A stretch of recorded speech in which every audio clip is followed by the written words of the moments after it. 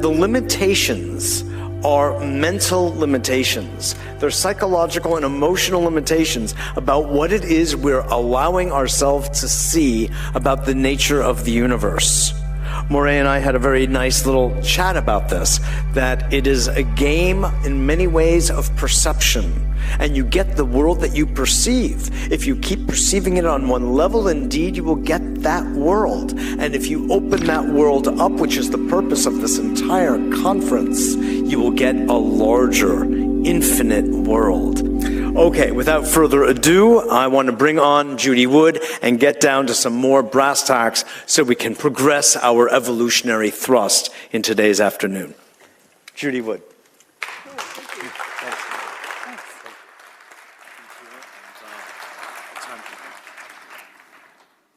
Hello. Well, what makes a scientist? The lab coat? Many folks have said that, well, she's not a scientist, she's not an engineer. Well, what makes an engineer? I have degrees that show it. I have a lot of experience that show that. But a lot of folks need an icon. They need somebody to look the position in order to take it seriously. So I'll go ahead and take these off, or maybe take me more seriously if I wore the coat. There you go. Most people don't realize that this lab coat originally came from, does anyone know? Madison Avenue. They decided that doctors will look more official and authoritative if they wore a white lab coat. Thanks. Well, one thing that does make a scientist is a bag of evidence. This is evidence, and that's what we're going to talk about today. So, where did the towers go? We assume where they went. But did anyone ever stop to think about that question? One thing about evidence is that it's there, it's truth. The evidence is always the truth. Assumptions are where you get off track. So let's start. Once upon a time, there were two buildings, two towers, and then they went away. Well, third tower and a fourth tower. This is all that was left. This is just that yellow corner of that building, and all that was left. To remind you what was there beforehand, and here's just that little corner is all that was left. This is the dawn of a new age. There exists some technology that can make a building of that size go away. It has the ability to direct energy in such a way to disrupt the molecular bonds. It's also, energy is directed as opposed to being kinetic energy. Kinetic energy like a wrecking ball or a missile or something solid. We're going to go through the data and see that you can eliminate about every kind of kinetic energy weapon. And we know this technology exists. The whole world saw it, even though they were told they saw something else. They saw what happened. And this indeed is a technology that can be used for free energy. It doesn't need to be used for evil purposes. Again, that's all that was left, just a story or two of that. And would you believe it, that 14 people survived in there? So what we're going to learn is that the towers didn't burn up, nor did they slam to the ground, but turned into dust in midair. That's not a collapse, that's dust squirting up. Why did so few people see that? Because they were told to see a collapse, maybe? There's three main things that keep people from seeing what's going on. Problem-solving skills, groupthink, peer pressure, and that they're terrified by the implications. We're going to just focus on the problem-solving aspect. If I tell you the answer is 27, am I right?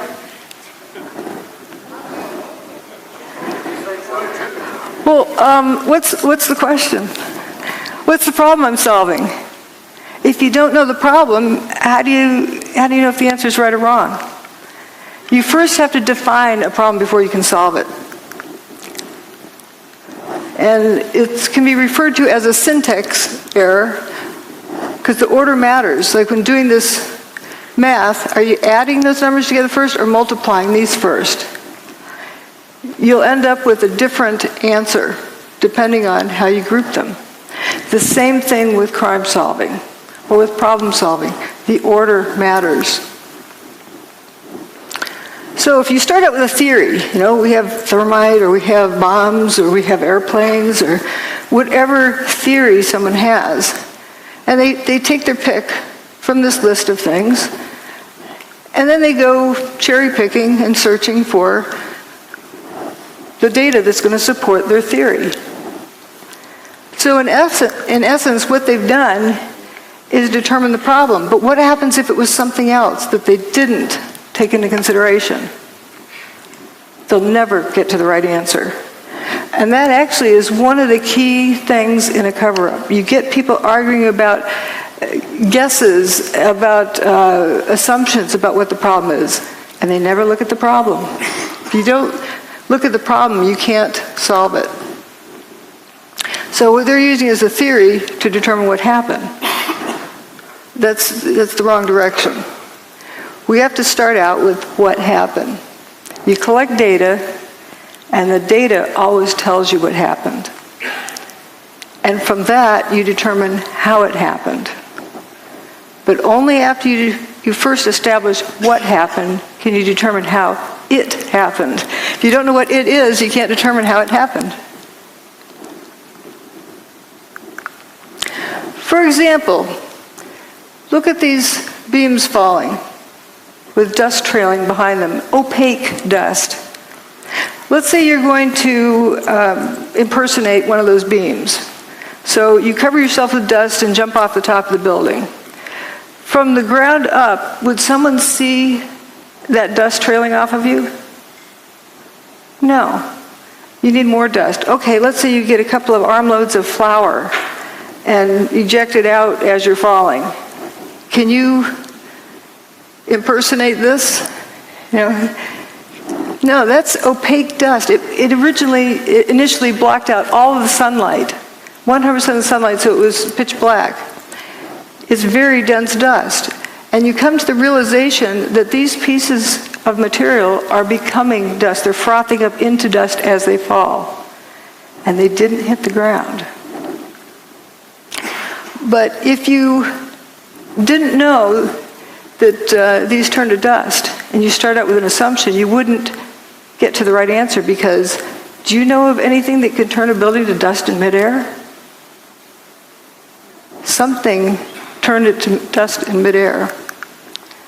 So it's important to first determine what happened, then how it happened, and only then who did it or why they did it. But again, we're just going to focus on what happened. The towers didn't slam to the ground. If they had slammed to the ground, there would be over 1 million tons of debris left stacked up on the ground. That didn't happen. Manhattan would have been flooded. Well, as we'll see, the towers were built in the Hudson River with a dike around them. If you slam 1 million tons of debris down onto the dike, you're going to break it. Didn't happen. And if you slammed 1 million tons of debris to the ground, it's going to make a thud. The seismic signals did not reflect that. Those are the 3 biggest issues, but there's a whole lot of others as well. But we'll focus on those initially. The lack of debris, the fact the bathtub wasn't damaged, and the low seismic recordings. There's all sorts of other things, and toasted cars, of course, is one of the favorite things. And then in the second part, I talk about other pieces of information, other data that shows more about what technology is involved. But remember, you first have to establish what happened. Lack of debris. Again, if over 1 million tons of debris slammed the ground, you'd see a pile of debris left over. All right, you go to work on a nice September morning. And there's Tower 1, there's Tower 2, and you work down here in Bankers Trust. So you're going to go into your office there in Bankers Trust, and then you're going to look out the window and see what you can see. Down here, you look out the window. What's it going to look like? That's looking out that window. Air-conditioned office, looking across the street, and whoops, where did the building go? This is right after 9/11. Tower 2 is basically missing. Tower 1 is missing over there. I think everyone would have to agree there's not enough stuff left piled up on the ground. So again, we were looking out there. Now we're going to look the other direction. And there's this main body goes missing. Just the north wing is left. The building just went missing. That's building 4. It was a 9-story building.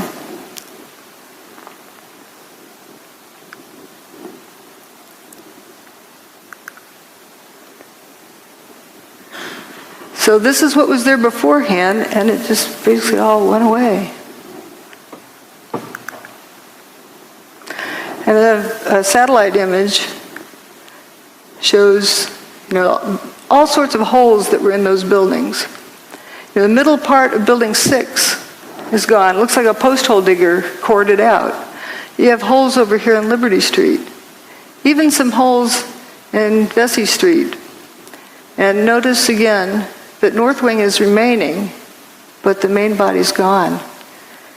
And this is Bankers Trust, where you're looking out the window, seeing a non-building across the street. Few people talk about this building. It's a 22-story skyscraper. Well, it would be the tallest building in most small towns. It went away except for that last little corner. And building 7 over here as well. Every building with the WTC prefix was destroyed that day. So we're going to look at this direction. Now, a lot of people talk about hearing the BBC announce early that Building 7 went away. Well, CNN did the same thing for 1 Liberty Plaza, but it's still there. They just get excited and want to be the first to report. And we're going to go down and look on the ground and see what it looks like down in here. Looking at the front door of Tower 1.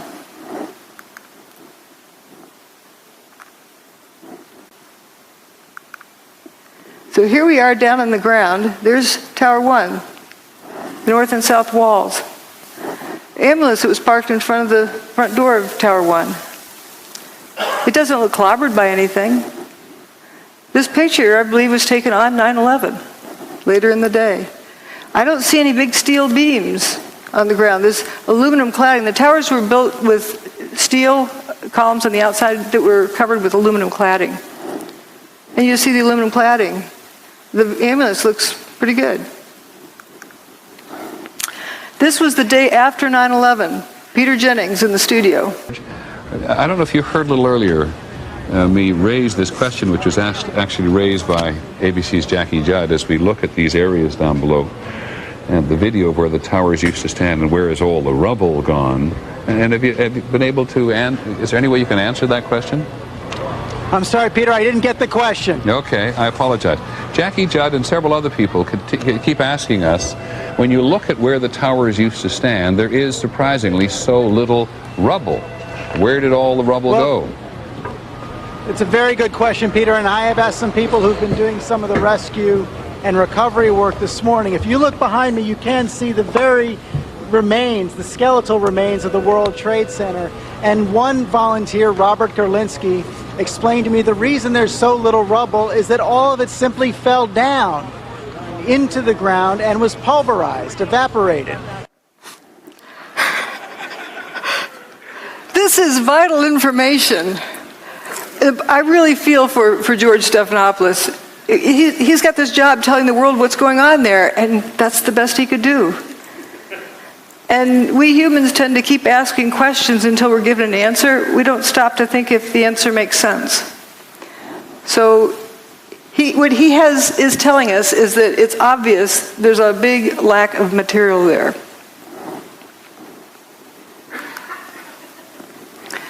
And here's an elevation map of what was left. And you see building 4 went missing, the holes in building 6.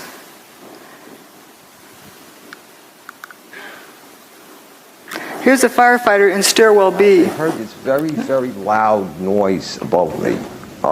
It was just a tremendous roar. Right down here, while that picture was taken. It was above, and it sounded like it was coming towards you, and then the wind, a very, very fierce wind, and my helmet started lifting me up off the ground, and so that's when I crouched down. The next thing I just crouched down.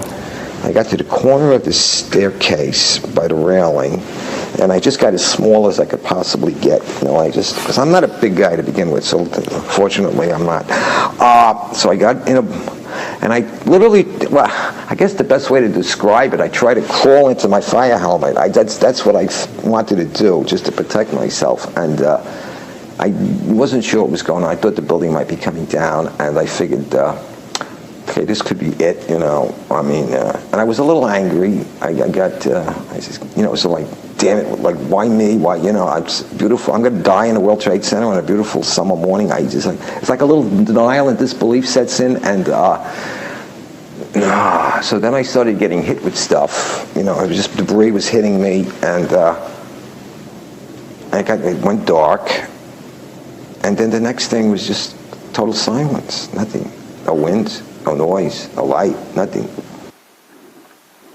And then I started hearing noises. I started hearing like moaning, and guys were starting to communicate, yell out. These were the guys I was trapped with. They're calling out, who's there? You guys all right? Blah, blah, blah, and this kind of thing. And I realized I was other people. I wasn't alone, Because when you're alone in a situation like that, it's like existential isolation. It's like, and then when you find out you're with other people, it makes you feel a lot better. Even though you're in a very bad situation, at least there's other people. But then the strangest thing happened. This beam of sunlight came right in on us, like about 8 inches long, but it was clearly sunlight. It was all dirty, full of debris, and it looked like pepper was floating around in it, sort of. But it was sunlight, and I'm like amazed now. It's a 110-story building above us, and I'm looking up at the sun. He was right at the base of this building. But when you came out, you had no idea where you were. There was no way to tell north, south, east, west. It was just the whole atmosphere was full of debris and papers and smoke, and there was no landmarks. There was no way to make a reference point. You couldn't see the sun anymore. The sun had gone away because the sunlight that had come in now was gone, and so there was no way to tell which way you were going. He was at the base of this building while this picture was being taken. And all 14 of them walked out on their own steam. Let's see. Here again is where they were. Jay Jonas was one of the ones with them. And said, I looked and said, guys, there used to be 106 floors above us, and now I'm seeing sunshine. There's nothing above us. That big building doesn't exist. Then later said, these are the biggest buildings in the world, and I didn't see one desk, one chair, one phone, nothing. Another survivor described walking out onto an empty football field. This is from the base here. This is what was there that went away. And that's where another 14 folks survived, in that little stub at the end of that first building I showed. And they had that hole in building 6 where 50% approximately of building 6 was missing. and the main body of Building 4 went missing.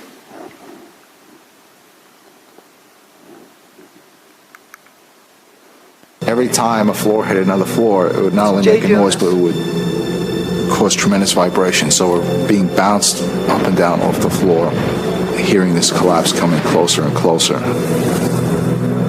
Mickey Cross was caught on the second floor.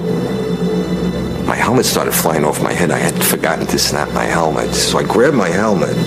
I guess instinctually I just pulled myself down the corner. The collapse of the North Tower created a massive rush of air.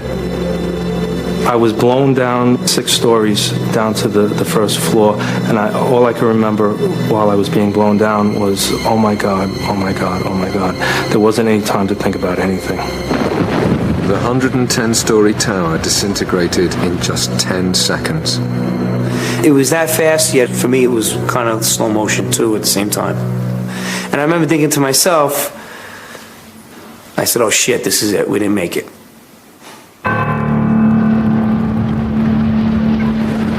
Faced with what seemed like certain death, the trapped firemen thought their last thoughts and prepared to die. In those 10 seconds, I was like, well, I'm 33. What have I done with my life? Worked almost all the time. My wife is going to, be a widow now. And I pretty much saw myself. Pretty much saw my funeral. I saw everybody at the wake at my funeral, and my parents and family there. You think about everything, I guess, that you haven't done in your life, and you realize that, is this it? Are you going to make it out of here? And I was just too young, and I have too much more to do with my life than for this to be it. I thought I was going to be dead in a few seconds, and I remember feeling, I hope this is fast, because I had a fear of being trapped, like say with a broken back or severely injured, and still being conscious and alive. It was strange, but I was at peace when the collapse actually started. I said, all right, whatever's going to happen now is going to happen, and I hope it doesn't hurt too much, but the fear was gone. The collapse of the North Tower killed over 1,300 people trapped inside the building. But some of the concrete walls encasing Stairway B had remained intact, and enclosed within them, 14 people were still alive. As they opened their eyes, it seemed as if a miracle had happened. I could hear Mike. I could hear him groaning. I could hear him called out to me. I called out to him. So I knew he was alive. From the neck up, I seemed okay, but everything else was just like pins and needles. I was slapping my leg with I'm watching my arm hit my leg, but I can't feel it. I had my flashlight on my side, and I looked at my hands and looked at myself to see if I was bleeding or anything anywhere. When he heard noises around him, Captain J. Jonas realized he too had somehow survived the disaster. I wanted to know who was still alive. And I started calling them out by name. All of the people in their group survived. That's a nice happy ending. But the descriptions they gave were not of a building falling on top of them, were not of bombs exploding around them. It wasn't high heat. They didn't get cooked. They didn't get squashed. The building just turned to dust above them. So we're going to look now at what was left. If we go down below the ground in that corner, well, here's what it looked like. The building indeed, the main body went missing, just like it was sliced off there.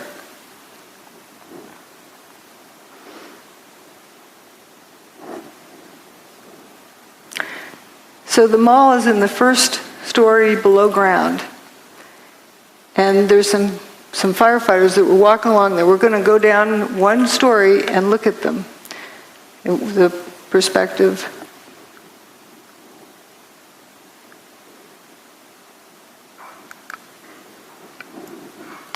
Here they are. That's right under that area. It's a little bit punched in down here, But you can read innovation luggage, Hallmark cards, so you know right where they are.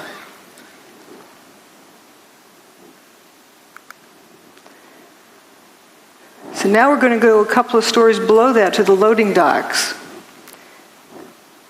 And it's right below there is where they're walking, but the loading docks look from up above.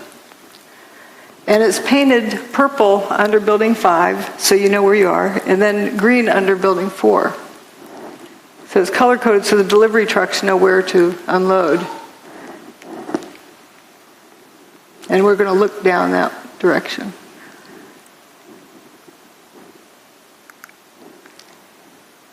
Just after 9/11. Listen to the echo in this audio clip.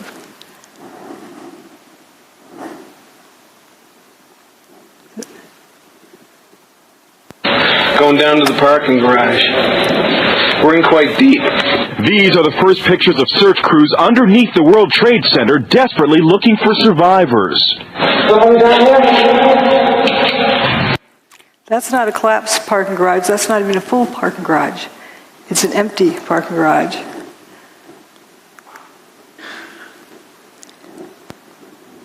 And we had this left. You can see remains of Tower 1. Stairwell B where those guys survived, and it's all at ground level. There was a lot of dirt brought in. We were able to move 120 dump trucks out of the city last night, which will give you a sense of the work that was done overnight. So some of the debris has already been removed. More of it is being removed, and it'll be done by barge all throughout the day today. Did you think it was going to get cleaned up in one day? Again, here's the ambulance picture and all that was left. Where's the debris of 1 million tons of building? One of the other survivors said this. You know, we kept telling him we're in third floor, fourth floor, stairwell B, North Tower. Where are you? North Tower, stairwell B. Where are you? Stairwell B, North. Don't you know where North Tower is? They didn't know where the North Tower was because there was nothing left.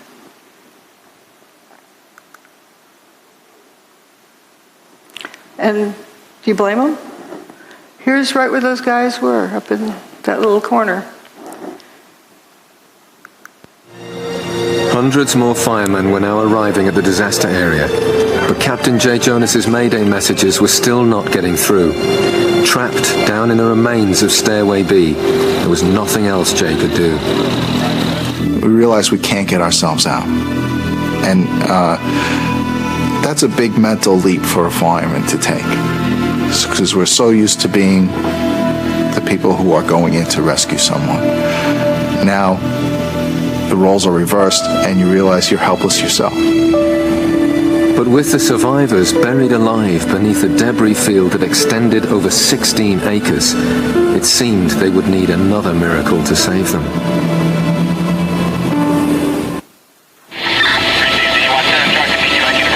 It was midday on 9/11, and in the chaos and confusion, Captain Jay Jonas's Mayday messages were still not being received. The firemen had no idea there was a pocket of survivors nearby. Then Jay again tries to make radio contact. Unexpectedly, this time his call is picked up. One of the officers coordinating rescue operations is Chief Nick Visconti. He responds to Jay Jonas's Mayday call. Operations to ladder 6. All units stand by. Operations to ladder 6. I got a radio transmission from Nick Visconti. I heard operations post to ladder 6. Operations post to ladder 6. This is Jay, where are you?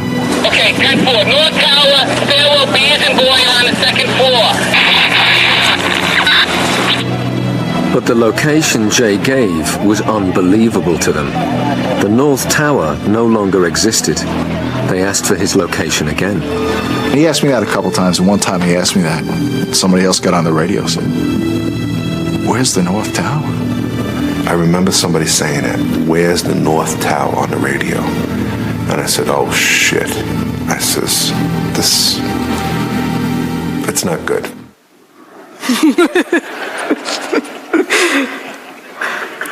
What I like about these clips from the BBC's show about the miracle in Stairwell B is that these are the original people. They're telling their story. Indeed, they're real people, and they were trapped in there and walked out. And what they experienced. Can you imagine being at the base of a 110-story building and the building goes away and you're left alive? There's also a fellow who remained at the edge of that hole in Building 6. His buddies didn't make it. They were a few feet away. There's Stairwell B. Just to look at the amazing aspect of this, you get the bare sidewalk over here. Building 7, a 47-story building, didn't even fully spill across the street. If you had a big building coming down like that, even with explosives in it, it'd be like machine gun fire on all the adjacent buildings. Didn't happen. And this dome doesn't look clobbered. It's right across the street.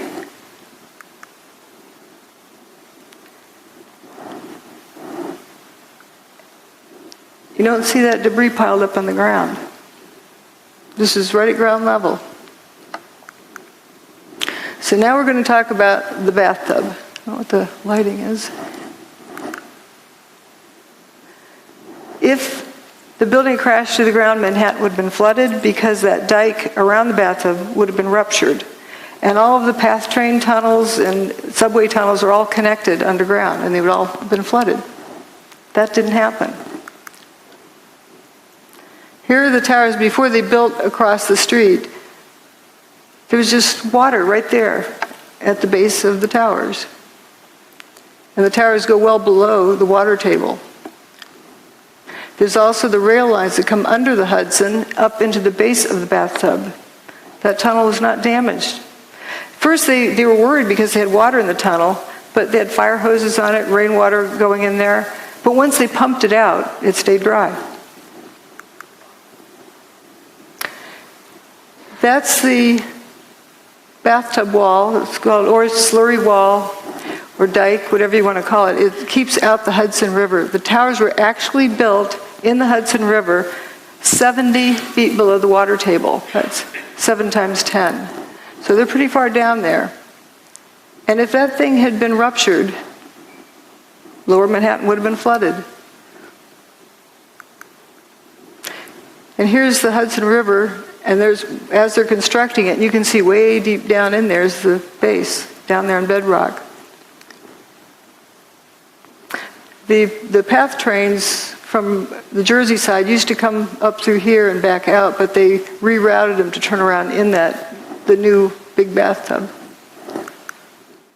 I thought the seismic data you were going to look at was data associated with the collapse of the tower, particularly 2.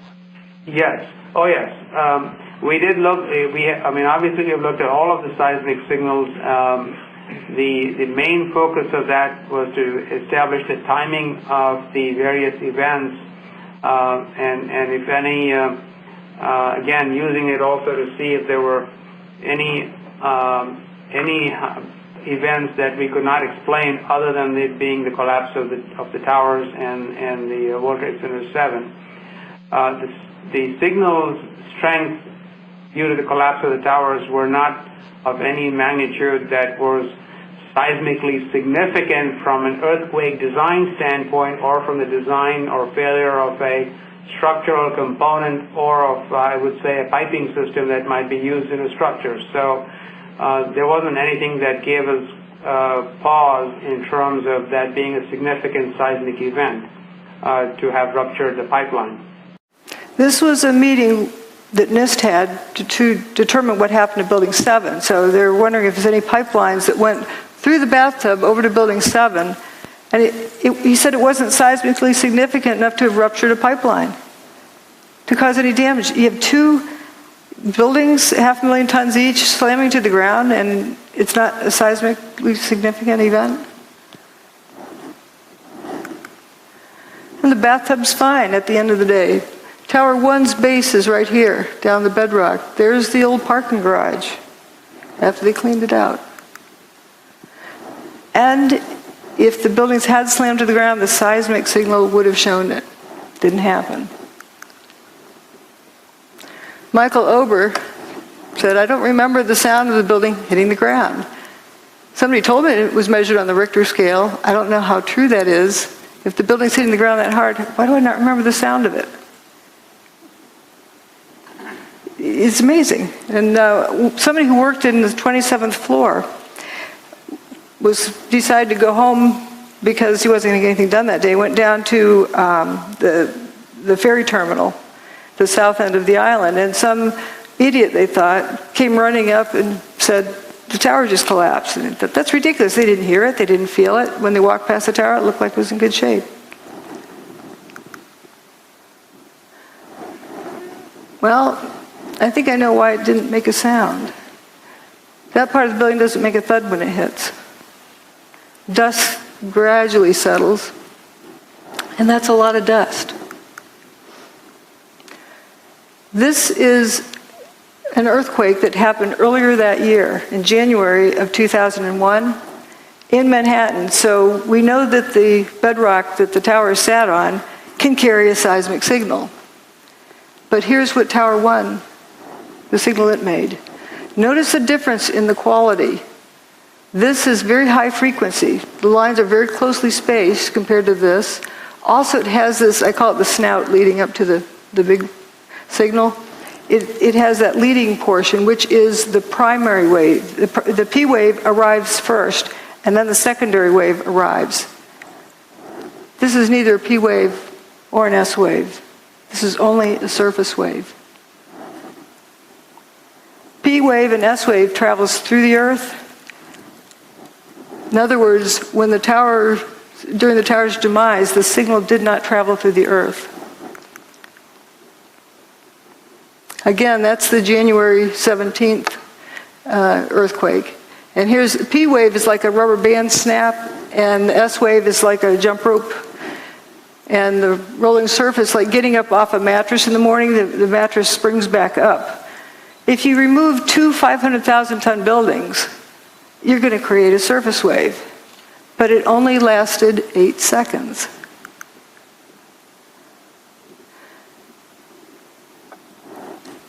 You know it takes 9.5 seconds to throw a bowling ball off the roof of the towers and have it hit the ground?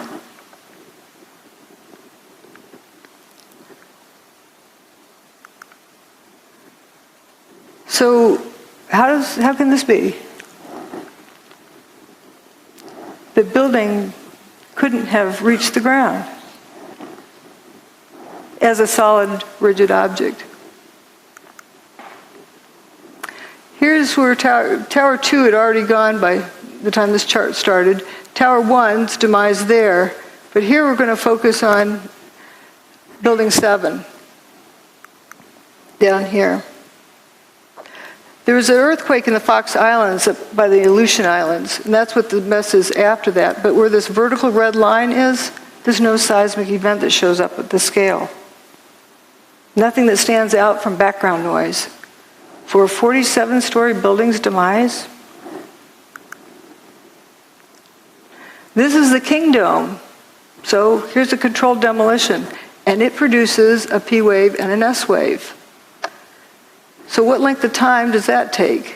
It takes, for a free fall speed from the roof to the ground, it's about 4 seconds. But the portion of time that the ground shook was more than twice that. So that doesn't answer the question either of what we saw. And with Building 7, what is very telling is that they calculated when the P wave and the S wave should have arrived because they could not pick it out from background noise. They couldn't even pick out where the surface wave arrived at one of these stations. So there's 5 different stations reporting, and they had to calculate when the S wave and P wave would have arrived, and it was not there. The signal did not travel through the Earth. So if we have Seattle King Dome, we're going to look at things relative to that. That made a 2.3 on the Richter scale when it was blown up by controlled demolition. And we have these two towers. Let's say for Tower 2 is the first to go. So if we turn it to dust, all but the bottom 16 stories, and then drop a 16-story building to the ground, we record approximately the same seismic signal as what was recorded on 9/11. Just pretending this rest doesn't exist. And for Tower 2, if you turn it into dust above the 20th story and just drop a 20-story building to the ground, you get the seismic signal that was recorded. And for Building 7, it's all but the bottom 2.5 stories. Where's the rest of the building? Makes it 0.6 on the Richter scale. That's like a jackhammer. It should have sounded like it was raining dump trucks. You know, big dump trucks go down the road, they wake you up at night because they vibrate the ground. So we've talked about these three things. Now we're going to talk about dustification and lather. You'll notice I use a unique language. If you don't know what the phenomenon is, and you use the name of a known phenomenon, that's wrong. You're misleading the direction the information is going in. You're calling something like fire when it's not fire. That's why I use the word fumes, because if you use smoke, you're assuming the cause to be fire. If you don't know what the phenomenon is, better not use a name of a known phenomenon. Well, what happened to these buildings? That's a phenomenon we've never seen before. It needs a new name. I call it dustification. The buildings turn to dust. It's not a difficult word to remember either. And often I use names of food, you know, like Cheetos or something like that. You're not going to confuse this with food. It's better than using characteristic 493-7A. You're not going to remember that. But we're going to talk about dustification. As we talked about before, this is turning to dust as it falls. People often see these squirts ahead of the collapse wave. But what was that? If it's bombs, you'd see a flash and you'd see a whole lot more of them.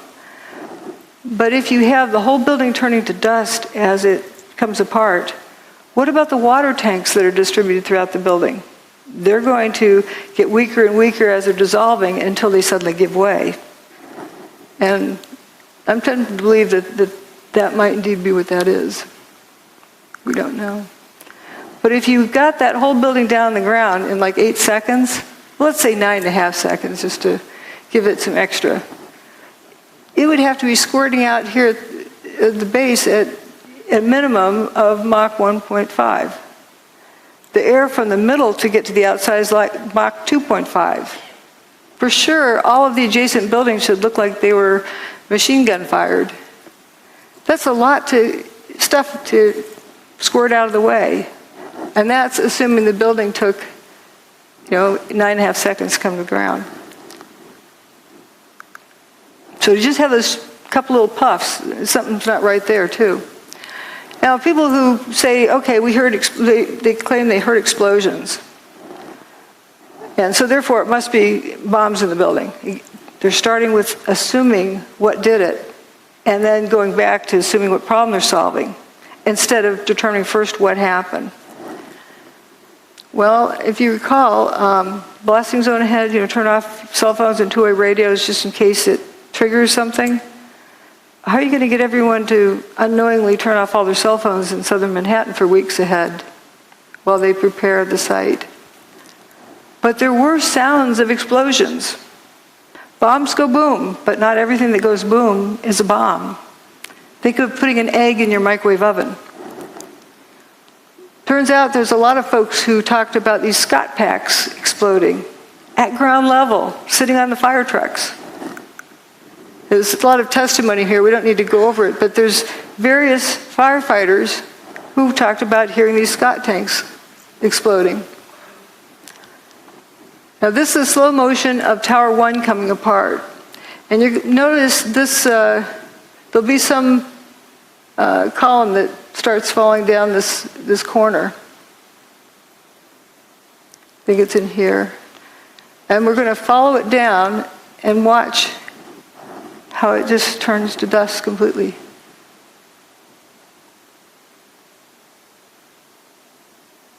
And as well as these other things. Here it is. Okay, it's got the dust trailing behind it. This is a solid piece.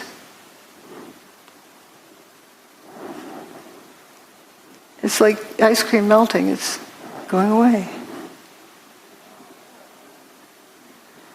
And if you focus on various other parts, you'll see the same thing. There's no sound with this. This is a high-speed version. You can see that piece again. And these big chunks over here. So you see it's turning to dust as it comes down. And we're going to go look down on the ground right next to where this was coming down. This is the Verizon building here. Whoops, right here. And we're going to look at the corner right below there.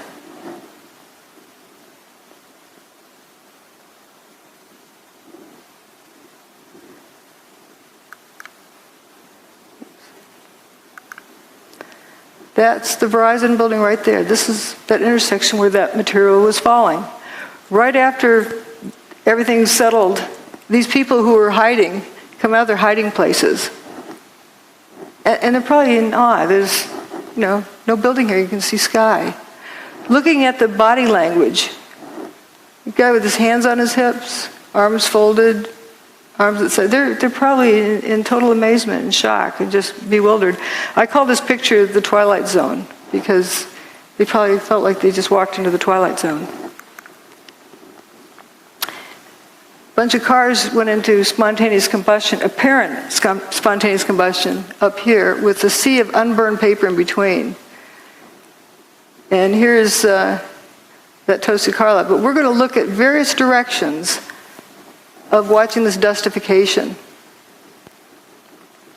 There's a cluster of core columns that remains here.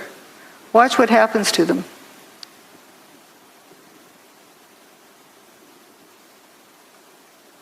They just faint.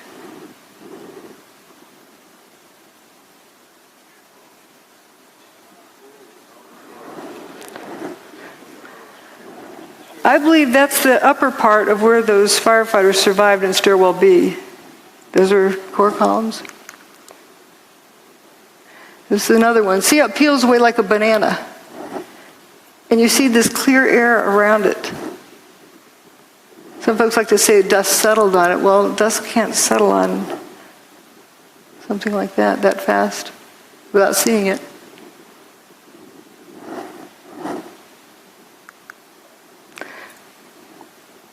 And there's from across the river, you can see those two. And then there's a sequence from the northern view. And, my detractors like to say, oh, it fell over. And because the dust was so fine, it hung in the air. Well, if the dust is so fine it hung in the air, how could it be settled instantly on these vertical columns? We saw how it was peeled away like a banana. But it comes a point where it's no longer a crisp boundary and just turns to dust. I call it dustification. I mean, where have we seen it before?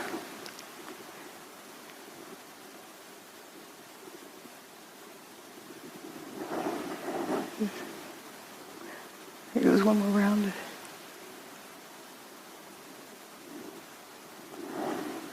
But you're told to see a collapse, so you tune that out. You can see all of this just frothing up into dust. That part.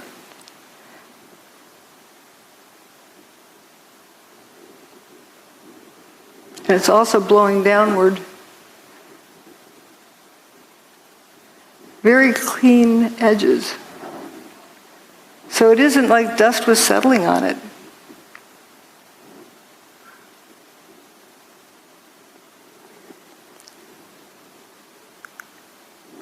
And another part of it, this is further up than this image, because this is coming down close to this building.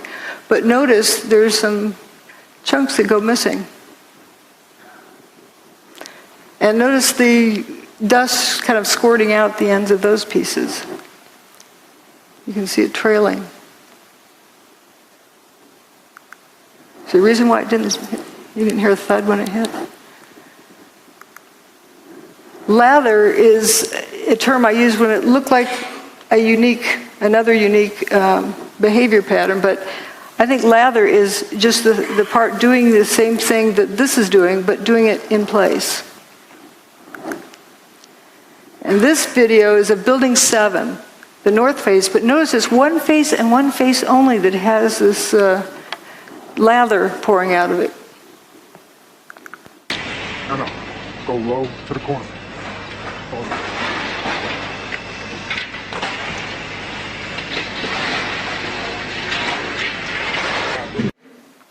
Notice it's spiraling around.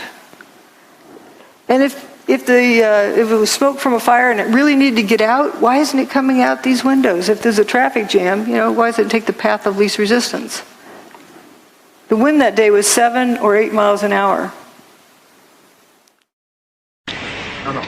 Go low to the corner.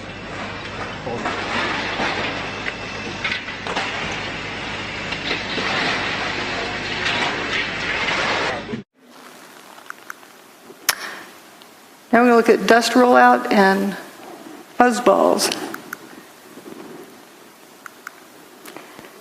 This wall of dust is pouring down the street. It was chasing people, and it overtook them. Didn't cook them. Just left them covered with dust. I like these abrupt lines. Like you can see where this other fellow's tie was tucked in there. He was just covered. He didn't get cooked. The dust went a certain distance and then went up. Another bizarre thing. Again, it's important just to take in all of the data, and it starts telling you the story of what happened.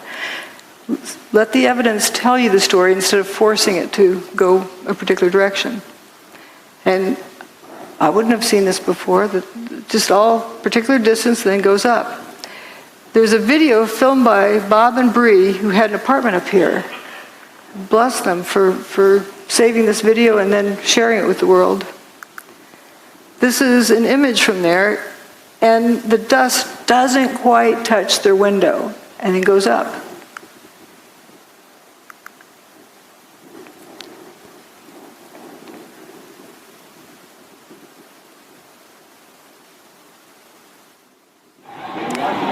Oh my God.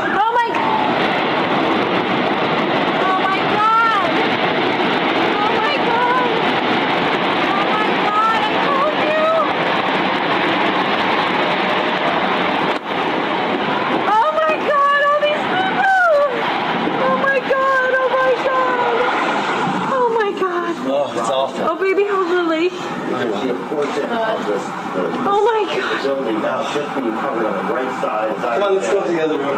Let's see how it's starting. Is this dangerous? I think it's just smoke. There's no danger of other buildings. Is the air conditioner turned off in the room? Good thinking. And the windows closed in the bedroom? Near the area are an absolute crazy situation. The entire top of the building just collapsed. The entire building just collapsed. The building just collapsed. We're going to leave because... See how it starts shooting up? It doesn't touch the window. This is a devastating development. It doesn't go past here. We do not know at this point the extent of injuries or casualties, how many people were in these buildings trying to get out. We've seen some gut wrenching. Oh, people are running away. They're running away. Hanging out of windows. What are they going to do? Green you guys grass. Run away. You see the obvious.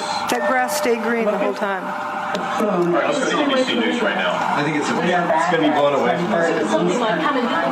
No, the wind is being blown away. Horrific, incredible, not to be believed. It just came that particular distance, but it went up. Over just a few minutes ago, within the last minute actually, the second twin tower collapsed. Just to recap, if you're just joining us, around 8:42 Eastern time this morning here in New York City, a plane crashed into the right twin tower with of the World Trade Center about 2:30 Isn't it amazing? It goes up. Now, controlled demolition, the dust doesn't really go above the highest point of the building, the original building. But this went up and blocked out all the sunlight for a few minutes. And it went up and continued going up. And continued going up for months and years. Wet tire tracks, they wet it down, they're misting it from up here. But what's this? Wet dirt? All right, fuzzballs. Notice how clear the air is from here on up. But down at the bottom is a thick haze. And you'll notice from the time on the clock that it's only 15 minutes after the South Tower went away. And this is 15 minutes before the North Tower went away. How could that fine of dust have landed in that short of time? It's fallen out of the air because it's clear. And there's several other pictures that indicate this, that it was coarse dust that landed and then became fine dust and began rising up like it kept breaking down. Toasted cars. We got to get to the toasted cars. I say they're toast, they're history. I can't say they're burnt because I don't know that. But they're toast. I just decided to use that word to say something happened, messed them up. You can't fix it, you got to get a new one. It's history. This is a police car found on FDR Drive. I don't know how it got to, I don't know where it was toasted. There were some that were witnessed as being toasted on FDR Drive. But this one is quite interesting in that it has an abrupt, toasted, not toasted. Like it's like it's on the showroom floor. It just had a new wax job back there. What abruptly stops? A real fire, a regular fire, doesn't do that. It would be lapping around the corner. Also, why aren't the lights melted? And you have the circular spot on the other side. Gas tank is still, fine. This is where all the toasted cars we're seeing that I'm aware of, as well as the toasted car lot. And the ones we were looking at were down here. And an emergency medical person said you could tell it was hot at the Trade Center because you could feel the heat from the bridge. But paper wasn't burning down here. How could somebody over here, 3/4 miles away, feel heat? Something that they perceived as heat. And you said you saw melted tour buses, melted cars? The cars that were right down there, it was just unbelievable. They were twisted and melted into nothing. The debris is just unbelievable. And then you can see fire trucks and police vehicles that were down there early that all their windows, the windshields are completely blown out must have been from when debris dropped. But even more jarring, I think, is this scene right here. Look at these two cars placed on top of one another. I think when you think about the impact that these planes must have had, it's hard to visualize. I don't know what to say. Because everything melted. But here, at least you have some remnants. You have literally an engine that is melded together with other parts of the car. Moving over, you've got another car they moved here. It looks like it's been through a war. You can see the papers, all the burned out papers from the building. You see the soot and the dirt, and it just shows you how devastating this blast was. Look across the street there. You've got a Con Ed truck that, some of the Con Ed people now looking at, examining, trying to figure out which truck that actually was. But that truck, too, in terrible shape. So while many of the items, the steel, was literally melted. People who have been right down next to the base of what was the trade towers say there's virtually nothing. Yes, we'll stop here on this toasted bus picture. And realize there's no burnt marks, no scorch marks. The toasted bus. But yeah, these poor reporters, they're doing the best they can. Remember, the evidence is the truth that a theory must mimic if a theory is correct.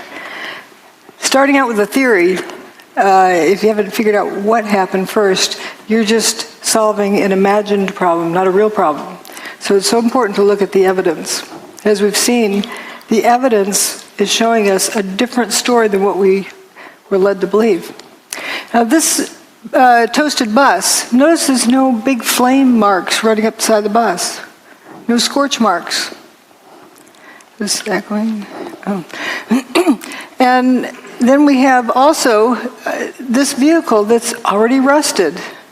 You can see Building 7 is still standing. Every car up this road was toasted in some way. Every vehicle. I call this the swamp. I think you can see why. Is it the sound? Oh, yeah. No door handles. Yeah. Not a trace of window glass.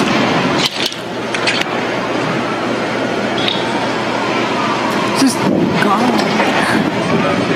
Go, let's go. Go. 3, 2. Oh, man. More debris falling from a nearby building, the World Trade Center. We're at West Broadway and Barclay. Very difficult to breathe here, but look around. This must have been ground zero where this thing blew up. Car after car after car, buses completely obliterated and burned straight down to the steel. Behind me. He was describing it the best he could. Here's more of that street. And notice no door handles. Now that in itself isn't surprising, but we're just noticing the patterns. It seems that door latches, trunk lid latch, this door, door latches and door handles were completely gone. Also, this looks like it was sandblasted, ready for a new paint job. Not a trace of window glass left in that. And that's what seems to be a trend with the toasted vehicles. Something happens to the engine compartment too, like this one down here. And notice again this distinct, abrupt line between different parts of the car. Now, often folks say, well, that's just like any old burnt car. Here are burnt cars up at the top. Notice these rings of burn marks around it. And burnt cars also have remains of window glass. See, this is clean down here. And here we have traces of window glass left. And of course, there's a lot left there. But the ones at 9/11, there's not a trace. The ones that are seriously toasted.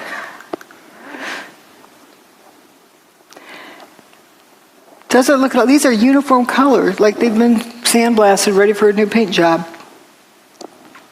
And the insides are completely toasted. I think they threw this stuff in afterwards. But the stuffing is still partly here in the burnout car.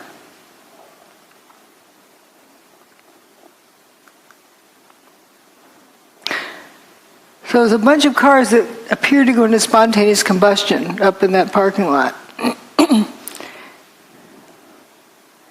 And we have various views of that. And my detractors often say, well, the cars were towed. They were burned elsewhere and were just towed through junkers. But we have photos of them before, during, and after. Now, here's the toasted car. See how it looks like this flame coming out of them? But the sea of unburned paper in between. The building's over here, the towers. And here again is tower still standing. And there's the untoasted cars. They're not even toasted yet.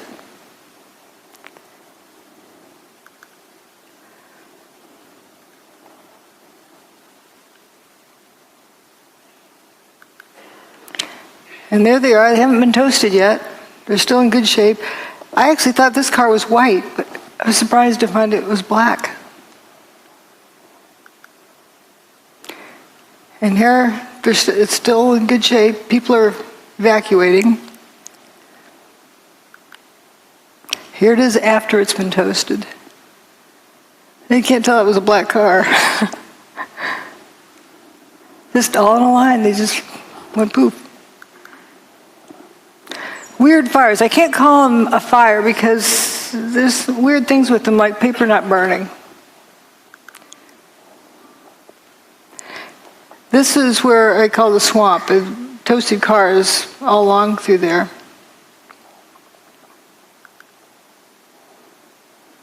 And the fellow who came out that door, he's probably the one that left it open, walked up West Broadway, and it was pitch black. And then he said, thank goodness the cars started lighting up, because then he could see where he was going. He walked out of there up to intersection C and turned over towards D. And intersections along there, the paper's not burning. Here's the firefighters going for a lunch break. They come, doo-doo-doo, you know. They don't seem at all concerned that they're walking through this fire. They aren't worried about a car blowing up. Now, this is an interesting picture. Often we were shown this by certain individuals who would say, see, molten metal. But wait a minute, what's really going on here? This is an igloo cooler and a trash can that aren't melted. If this is white hot, then it's got to be, hot enough that it's going to melt this aluminum. Aluminum melts at around 660 centigrade, and it's a kind of barely a beet red. You have to be like 1,000 degrees centigrade in order for it to glow. So when aluminum's glowing and it's not a puddle, something else is going on.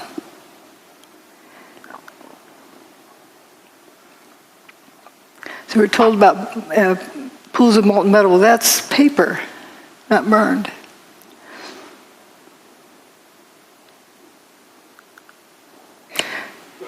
Aluminum is blood red when it melts. Whoops. I don't know what that is.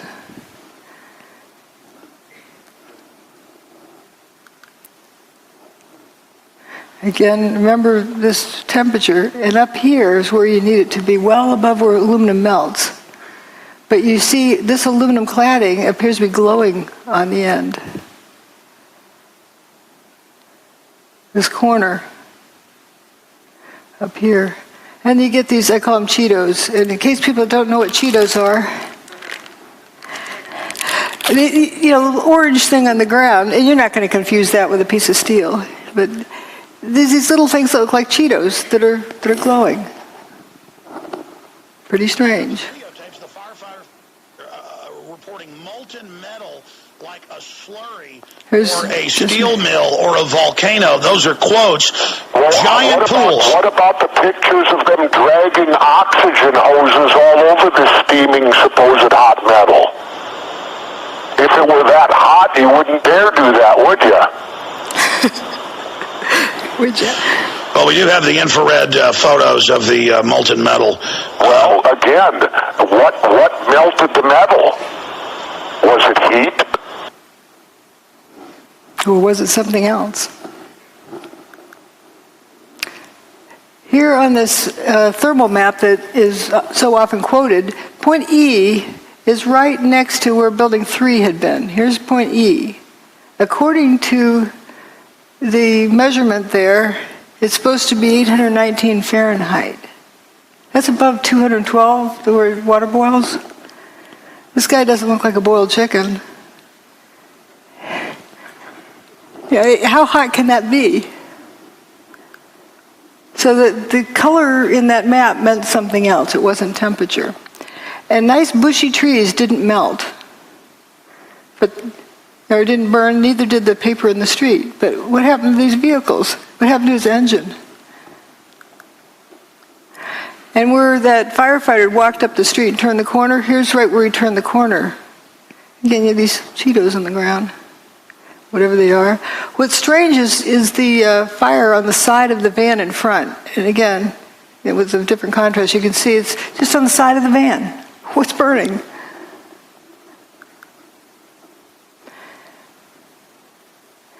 This shows the apparent spontaneous combustion. This is during the cleanup. You see that thing that flashed over there?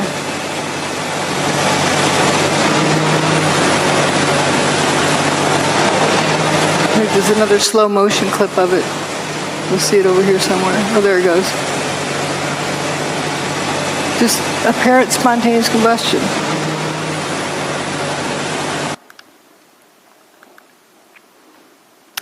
This is a clip where they talk about hot steel-toed boots. Up to 10 times a night, often until 2 in the morning, delivering whatever it is rescue workers need to do their jobs, like the ones working in the hot spots. Steel-toed boots is one of the biggest things. Steel-toed boots? Steel-toed boots. Out still on the rubble, it's still, I believe, 1,100 degrees. The guys' boots just melt within a few hours, and they're burning their feet.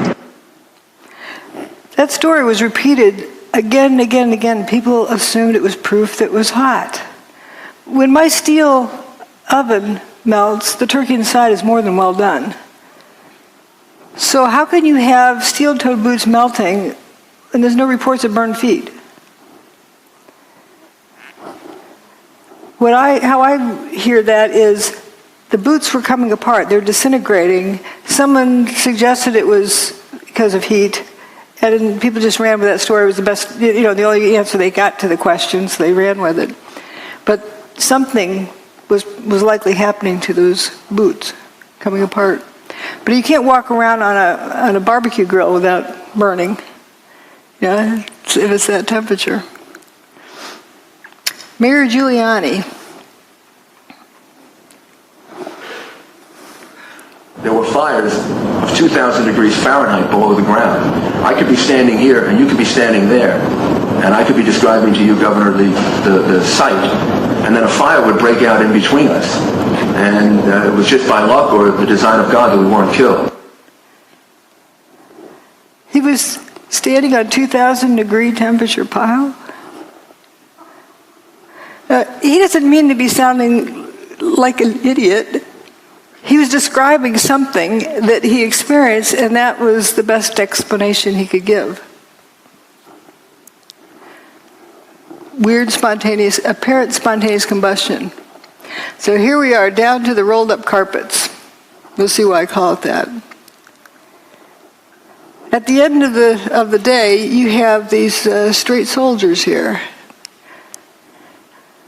If you have buckling from overload, doesn't it bend over? Doesn't it bend around the horizontal axis? Why is everything straight? If you overload these outer columns, they're going to bend. If you mash something down real hard, it's going to bow out. Yet what we have, instead of having it bend over, is curling around the vertical axis. Here's a cluster of 3 columns. And this lasagna noodle, see, you can't confuse that with a piece of food, but it emphasizes the fact that this isn't loading that does this.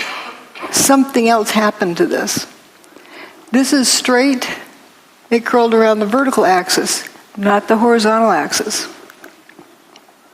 How do you get something to bend more than 180 degrees and not even crack? It's a smooth bend, and it splits at the seams. This is a very interesting one. I'd like to have somebody, an engineer who claims that that's normal, draw me a free body diagram and show me the loading to put on that beam to make it do that. It's not like a rubber band that recoils. If it's hot and it's flowing, it doesn't have the strength to recoil. So how do you explain this crinkling up, like curling ribbon? Now that's what buckled beams look like. They don't do that. You see through holes there. It just happened that one place. This was found in Banker's Trust. Banker's Trust was determined to have not had any fires in it. So we're going to begin the proof of concept. Okay, here's what we found at the World Trade Center. And here's something that John Hutchison bent. It's molybdenum. It's not cracked in the corners either. Smooth curling. When I first contacted John Hutchison, I sent him this picture and said, does your neighborhood ever get to looking like this? Because you have this toasted vehicle here, and the one in front is parked in the right place, but it's just got the tires in the wrong direction. It's not oriented correctly. And notice all the marble around the doorway is gone. The rest of the building, there's no stab wounds in the building, no big beams went flying through. Another weird thing is the window glass. Sometimes just the outer pane's broken. The rock doesn't do that. Evidence of levitation. Cell tower came down, I was across the street, and I picked up the camera just out of habit. And something in the back of my mind said, run, run, run. And never in 20 years of shooting in New York have I run from an assignment. But something in the back of my head just said, run. And as I hit the corner of Liberty Street, it was almost being picked up by a tornado, almost being picked up by a wave. It was like being picked up by the black cloud. That black cloud had substance. It was like night, but it had a solid feel to it. It was like gravel, hot gravel, and just picked me up and tossed me about a block. At one second I was running, and the next second I was airborne. And I lost my glasses, I lost my cell phone, I lost my pager, but managed to hold on to both cameras. But it threw you for a block? I was back down at Ground Zero last week and walked the area where I have a pretty good recollection of where I was and where I wound up, and it was just under a city block.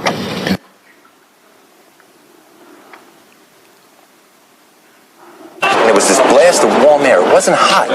It was warm. And it picked me up and threw me up against the wall of the building that was... You were picked up off the ground? Physically picked up off the ground. I remember an explosion. At that point, I got knocked out. I don't remember anything. Then I got up, and I looked out the window because the windows exploded, and the street below caved in.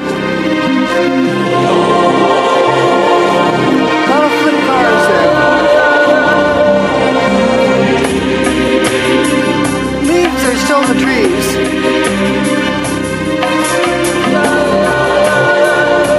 This is in good shape, but upside down. The cars appeared to be either flipped or toasted. Now, let's consider something else here. John Hutchison's work, he's got water drifting up, levitation of water. Now we'll come back and talk about the weather. We need to talk about the weather, right? Someone thought it was a nice, beautiful day. Well, it was right directly above Manhattan, but not a few miles off the East Coast. See, it's as nice as can be. Here's Geraldo Rivera, who's chased out hurricanes for 40 years. Have been so attracted over the years to hurricane coverage, but there's risk involved. There is, the peril of not knowing what's going to happen, that adventure, and it's pitting yourself against an enemy. It's like war, only no one is shooting at you specifically. That's what the allure. But there is an area storm that the juices don't flow, and you look and check it out. Remember that? When that? I watched that live. And maybe a store on YouTube. You got to get up close and personal. And This was Hurricane Ike, I think. That was recent. That was wasn't this Rita? You would know. You know what? I think it was Rita. Rita in Galveston, Texas. Yeah, Galveston. And obviously Katrina. Before that changed so many of our histories. It was so traumatic. And it's one funny thing I think of if only a hurricane had come on 9/11. Remember, they didn't know how to use instruments. The terrorists. They took off in Boston, and they literally, after they took over the aircraft, they steered by line of sight. And it was that crystal clear September day. Sure was. Beautiful. And if it were only one of these weather days, history would have been rewritten. And I think about that a lot now, and especially this time of year. So where the peak of hurricanes is. Yeah. This was just 2 years ago. Well, I don't know about that. Here again, you're asking us to deal with a fact I'm not aware of. I never heard about flames or fumes. Fumes coming out of a building. I'll tell you what, let me go to Steve in Florida. Steve in Florida, you're on the air. Go ahead, please, with Dr. Judy Wood. Hi, Joy. Thank you for taking my call. Am I loud and clear? Yeah, you are. Go ahead. Judy, you have misrepresented the facts concerning Hurricane Aaron. I live here in hurricane country, Florida. I track all the hurricanes. Aaron hit Corpus Christi, Texas, 15 August 2007.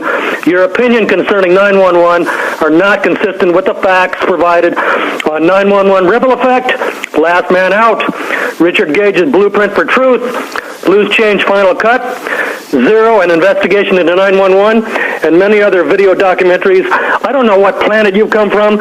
Okay. I guess he's gone. I don't know what happened to Steve. As for Hurricane Aaron, they did not retire that name. It has been used several times. It was first hurricane, I believe, of the 2001 hurricane season. All right, let me go back to George. George. Well, one funny thing I think of if only a hurricane had come on 9/11. And it was that crystal clear September day. Sure was. Beautiful. And if it were only one of these weather days, history would have been rewritten. And I think about that a lot. This is what was shown on television that morning of 9/11. This is where the hurricane was at that moment. See anything missing? This is where the hurricane was, here.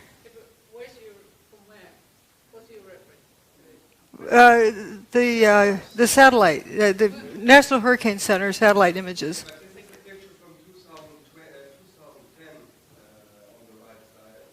That's Geraldo from that time. The rest is from 9/11. Yeah, Geraldo apparently didn't know there was a hurricane that day.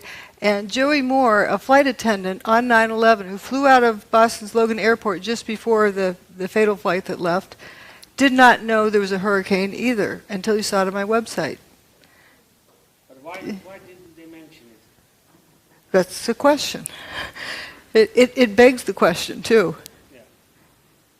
Because you know how much they like to milk those for all they can get. They love to report on hurricanes. But do you say that they were manipulating?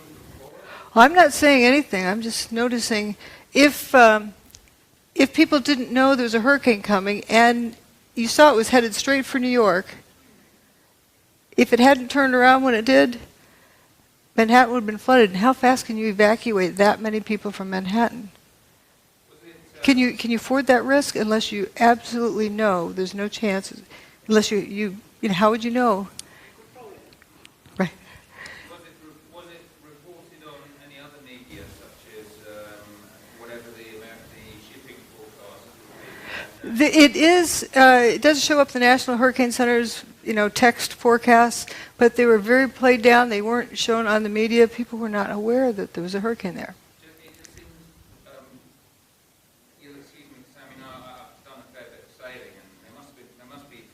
Oh, they took the ships out to sea because they knew that the hurricane was coming.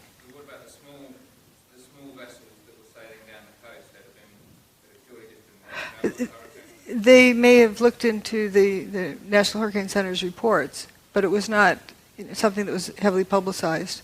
It wasn't zero publicity on it, but it was very underreported. I'm confused here. Are you saying that they actually moved the hurricane away? They had the technology? The hurricane for 4 days was going in a straight line. And then on the morning of 9/11, it stopped, turned around, and that afternoon it started heading out of town. So you think that was artificially done? I'm just reporting what the evidence is. I don't want to guess, but I can say that if they didn't know it for 100% sure that it was going to turn around, if there's any question, why weren't people told to evacuate? Just in case. Oh, because the people at the tower were told to evacuate because of the hurricane? No. Nobody was told to evacuate because of the hurricane. That's the puzzle.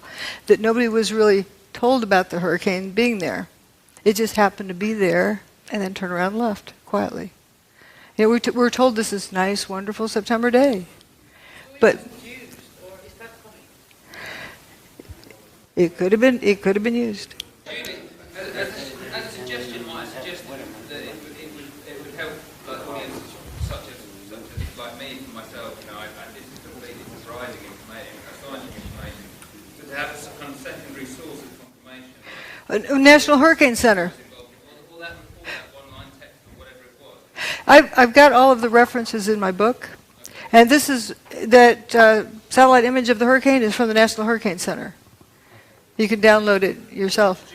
I'm just saying that I think it would help your presentation. Excuse me, drjudywood.com /articles /Erin You'll find 5 pages of multiply referenced data from the UK. Ladies and gentlemen, let's let Dr. Judy Wood get through her presentation. We've got plenty of time for questions afterwards. Thank you so much. So let's also look at some other information.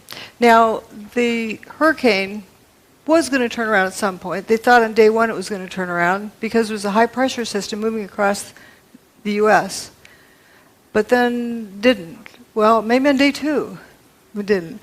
Maybe on day 3 it didn't. Maybe on day 4. Thank goodness it did. They had predicted it was going to turn around all this time, but did they really know when? If they didn't know, they ran out of room. So here we have the high-pressure system moving in from the Midwest, and it's increasing, while the hurricane, which is a low-pressure system, is moving in from the Atlantic. And guess where they met and when? 10 a.m. on the morning of 9/11. They were superimposed at that area, so you have 2 counter-rotating systems, curiously.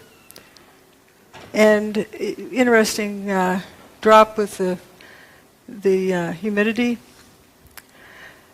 But let's look at this magnetometer information. This is the Earth's magnetic field from the ground, not from satellite, but from the ground in Alaska.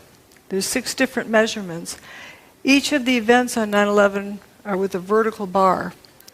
The first one is WTC-1 getting an airplane-shaped hole, then WTC-2, then WTC-2 goes poof, WTC-1 goes poof, and then later Building 7 goes poof. I say goes poof, they didn't collapse. They turned to dust. So it's interesting, it's pretty much a steady state and something different happens here. There was a solar storm approaching, but it didn't get to that point until a day later. So there's something else going on here. A closer look, about 20 minutes before WTC-1 got its hole, that's the North Tower, they started wandering off of their average value. And as soon as WTC-1 got its hole, it reverses direction. As soon as WTC-2 gets its hole, it goes horizontally. It's like one reversed the other one. Maybe coincidence? And then when WTC-2 goes poof, they start going downhill, but when WTC-1 goes away, it really drops off the cliff, and then things are all haywire all afternoon until WTC-7 meets its demise. The Earth's magnetic field, as recorded at 6 different stations. Again, here's where they start wandering down. There's actually 3 different measurements for when the North Tower got its hole. The 9/11 Commission report, the Palisades seismographic station, and the NIST report.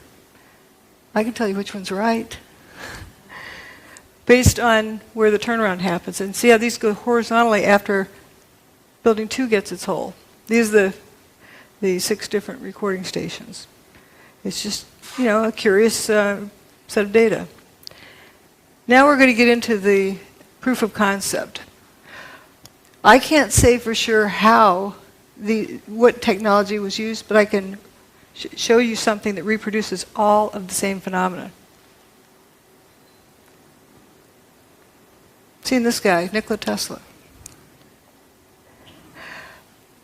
He can generate all of these various pieces of evidence, all these different phenomena. So can John Hutchison. When he tried to replicate the work of Nikola Tesla, he discovered all of these characteristics. And all of those characteristics were found at the World Trade Center site. Let's notice this metal luminescence without heat. You know, hot things glow, but not everything that glows is hot. George Pigott got a patent just about 100 years ago, a little over 100 years ago. Levitation. He's got a static field, and he's doing some other things with putting in some kind of energy, and he's got these static balls, these steel balls levitating. I think they're actually silver. And Thomas Townsend Brown also looked into the same area about using electricity. And then Ed Leedskalnin, who built Coral Castle. Here's John Hutchison standing in front of the Great Pyramid. There's a person down here in the background. You can see they're almost 2 blocks tall. Well, that's about the same height as this doorway of Coral Castle. So they're about the same size blocks. They're 15 tons each. So this guy built his castle by himself. We don't know how this one was built. We can only guess.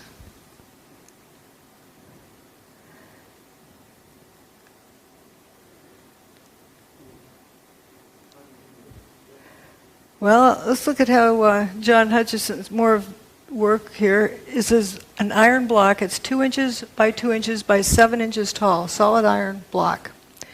And when he puts it in his system, it buckles over, and you can see some fuming here. And it actually is colder to the touch at the end of this.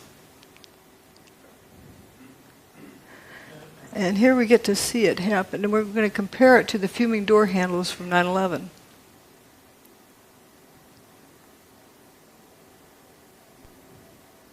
Here's the door handle.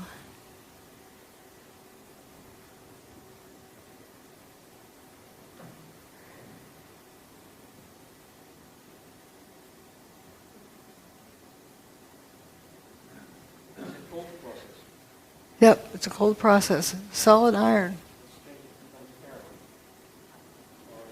And this fuming, which is interesting. You know, the car window is broken open here.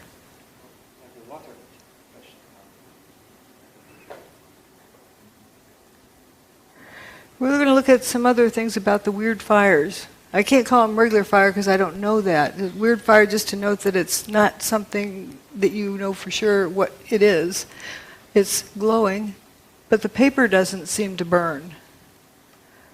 If this was glowing because it's hot, it'd have to be at least, 1,200 degrees centigrade.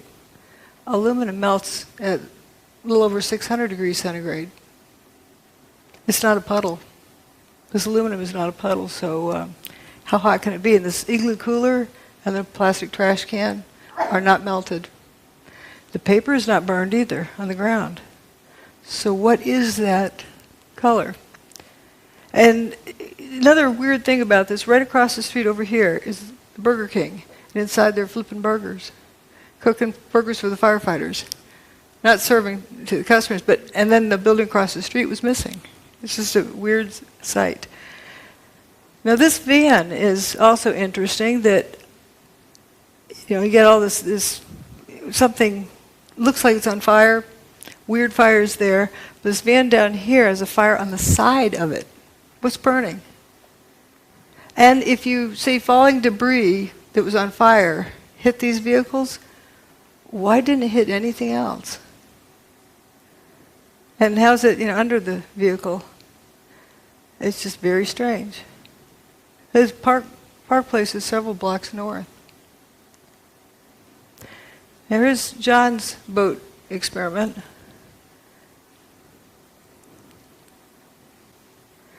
Well, what it shows is when he turns off his gizmo, then the boat lights up with weird fires.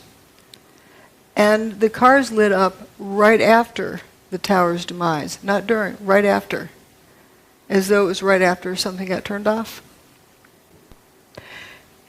This is another interesting, at the WTC, how this beam curled up. Actually, that was right across the street. That was in Banker's Trust. These are John Hutchison's samples. Notice there's no creases in the corners. I should have found the picture of holding this one like this. Vitamins? But it curls up like that, like at room temperature. And this is a video that hopefully will run. There we go. It wiggles back and forth.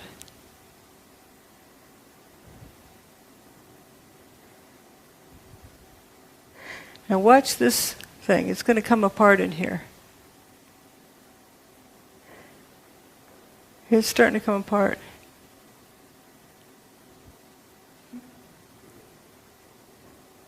Weird things happen.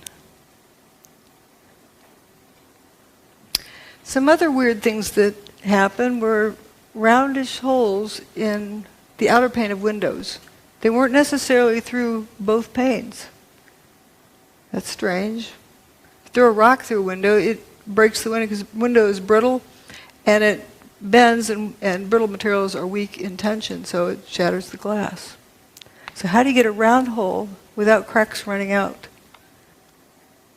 Turns out somebody replicated that very thing. This is my analogy saying, okay, if you drop a rock in a pond, it ripples outwards. Maybe something like that is what ripples outwards with longitudinal waves that causes the glass to break in a rounded pattern. Now let's think about hurricanes. What do they do? Well, Hurricane Andrew drove this 2x4 through a tree. Piece of plywood. And with tornadoes, I'm sure you've all heard about straw through trees. It's not because they're flying fast. Something weird is going on. There's John Hutchison's sample with a butter knife in a piece of aluminum. He also has one with wood in the aluminum. If the aluminum's hot enough to melt, the wood would have burned up. So it's strange. Now, when I found these, you can see the blow-ups. I wondered, why on earth would the car door be peeling split thickness? It's not a laminated structure. Didn't know what that meant, but it was definitely a category of data, and I put it aside. Later, when I found John Hutchison's work, wow, he can peel open extruded aluminum. That's not laminated, it's extruded. And we have these coins from the World Trade Center. People like to say they're melted together. I point out that zinc melts before copper does. It also boils before copper melts. So that would likely explode, but it's one of the lowest, zinc is one of the lowest melting point materials. So what gives? Why is this stuff stuck together?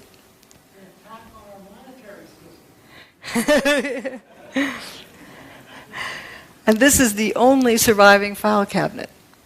It's from Ben & Jerry's ice cream store. Here's the piece of wood embedded in the aluminum from John Hutchison's work without elevated temperature. Same with these. WTC6 with these cylindrical holes in it. Well, here's John Hutchison's aluminum sample with cylindrical holes in it.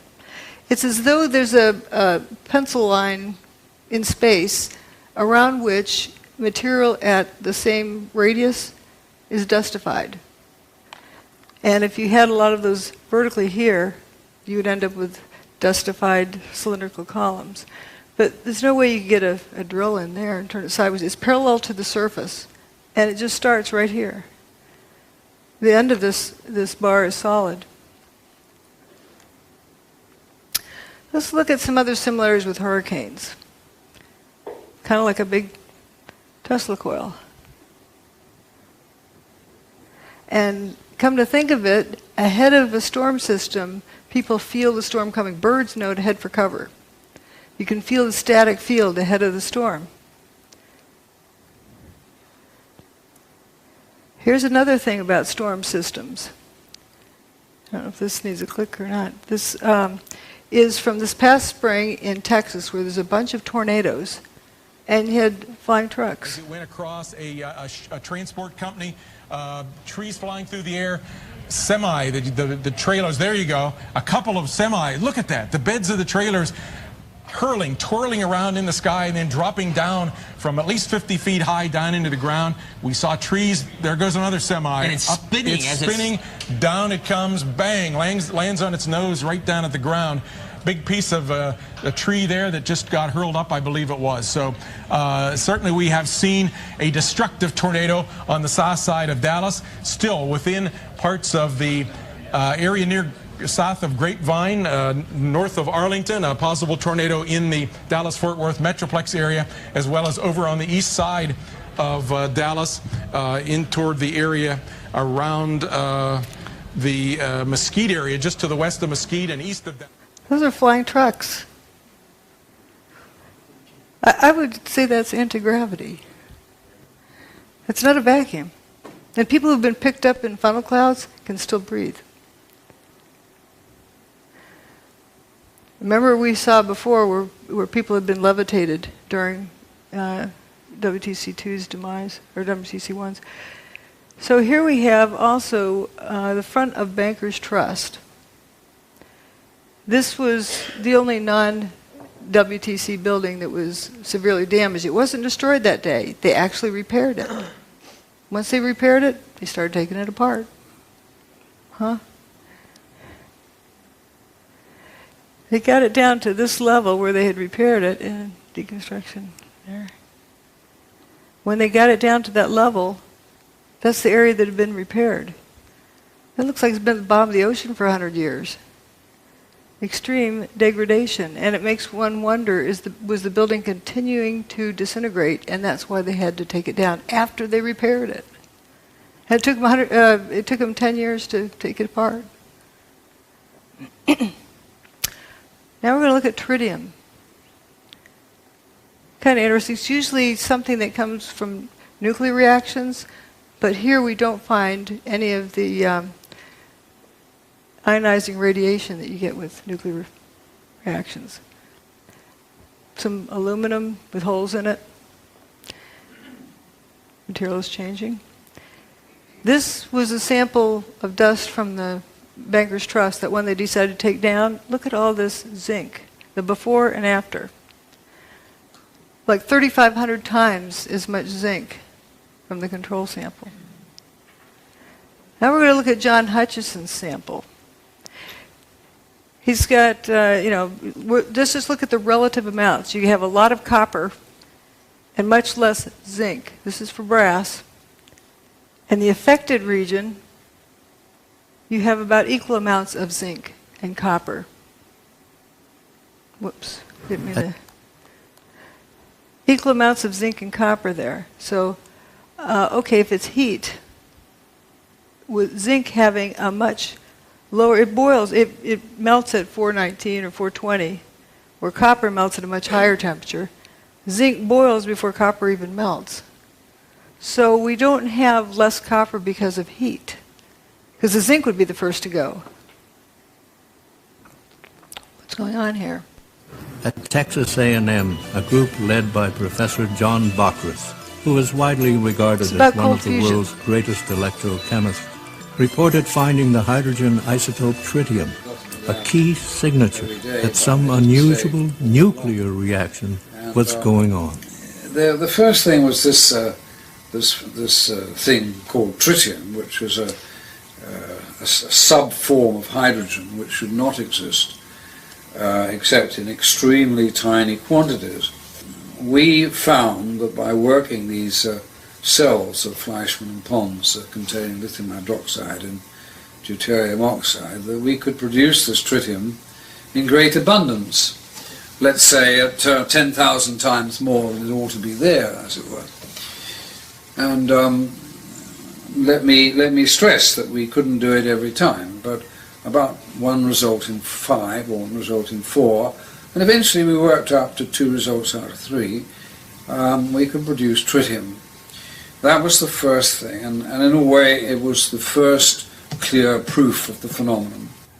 And but the most important and unbelievable phenomenon at that time was the observation of tritium. Back at Texas A&M, Bockris's group found themselves under attack. Science magazine writer Gary Taubes wrote a stinging article that insinuated that someone in the group had spiked the samples with tritium. Although unfounded and eventually proved untrue, the allegation effectively dampened Bockris's remarkable claims. But I think the main part was that I had done work which was against the paradigm, and that was what they were really upset about. The people had laughed at it and said, "What the heck are you doing, trying to disprove the laws of nuclear physics?" And of course, that's exactly what we were doing, and succeeding, you see. The tritium work was the first indication to me that there was a reality, and then Claytor at Los Alamos also got positive results, and so did Howard Menlove. And they're people that I respect and could talk to personally.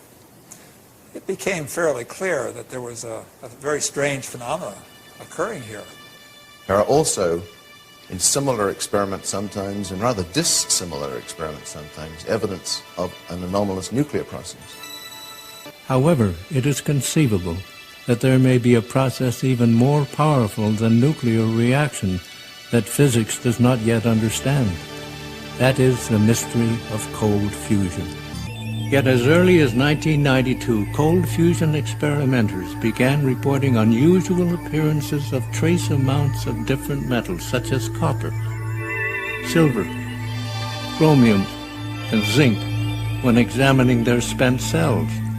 Rechecking for possible contamination, scientists like Bacchus and Miley confirmed that indeed new metals and isotopes were being formed, transmuted, during the process which produces excess heat. Kevin Wolf made many measurements of tritium. Then he got some even more astonishing results as early as '92, which were these transmutational results, the metal forming another metal inside the electrode, you see, which was super anti-paradigm. You know, there's that dreadful word alchemy, which we mustn't use, but it was a form of that in a way, that it was creating new metals, you see. We see transmutation phenomena. We see helium-4 production. We see a range of methods of getting the excess heat. The writing is on the wall. The fossil fuel age is about to end. The sword of this panel's condemnation struck with speed and brutality, ignoring the facts in a blind rush to judgment. Hot fusion physics people have been very vigorous in their denunciation of this being called fusion. Right away, reports came in of excess heat, much too large to be from any chemical reaction. Laboratories from Texas to India confirmed the presence of tritium, a vital determining feature of a nuclear reaction. Within 2 or 3 weeks, we got the first results, and several groups started saying, yes, we are seeing excess heat, and but the most important and unbelievable phenomenon at that time was the observation of tritium. This was a discovery perhaps as significant as the Wright brothers' first flight at Kitty Hawk. There are also, in similar experiments, evidence of an anomalous nuclear process. In the free-for-all that followed the cold fusion announcement, hot fusion proponents drew the specious conclusion that cold fusion must work like hot fusion. If Pons and Fleischmann are alive, they contended, then their results must be faulty, since the neutron radiation from the fusion reaction would surely have killed them. They refused to consider that another form of the same process might be at work. In the years that have followed, the cold fusion process has repeatedly produced not only heat energy, but also nuclear byproducts such as tritium and the ash from a nuclear reaction, that all-important indicator of nuclear fusion, helium. It's clearly not possible to produce helium from a chemical process. The only possibility that remains is that the helium is produced by a nuclear process. If the helium is produced by a nuclear process, then necessarily there will be an associated release of heat. Having seen the effect with my own eyes, the claims from a few that this is impossible, inconsistent with all known laws of nuclear physics, these suggestions are in fact irrelevant. That well said. But notice how important the tritium was in this, and they thought it was a fraud because they didn't find the other things that usually go with fusion, with hot fusion.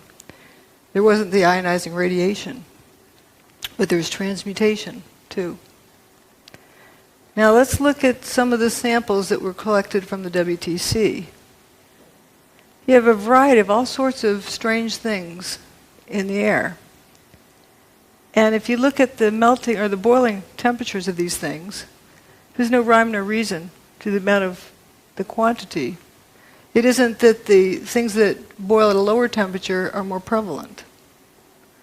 What is even more bizarre is that organic material was also found with this, which shows it was not from a high temperature process. Now we get to the most exciting slide. This is from leaky nuke plants, what they pollute into the waterways. the amount of tritium, this is exponential, logarithmic actually, and it's a very high number. This is what is produced in the cell with cold fusion. This is what was found in the basement of WTC-6, the one with all the cylindrical cutouts in it. And this is normal background.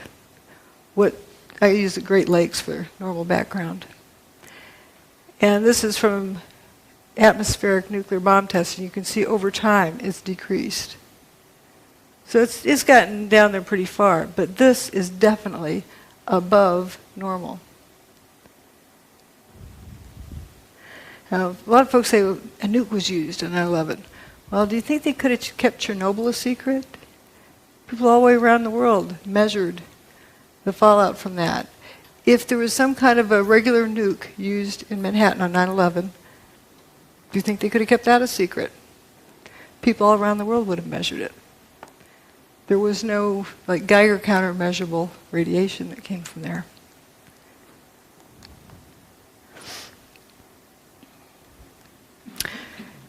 Here are some relative numbers. If compared to what was measured at the World Trade Center in terms of tritium, the background levels are 1/50th.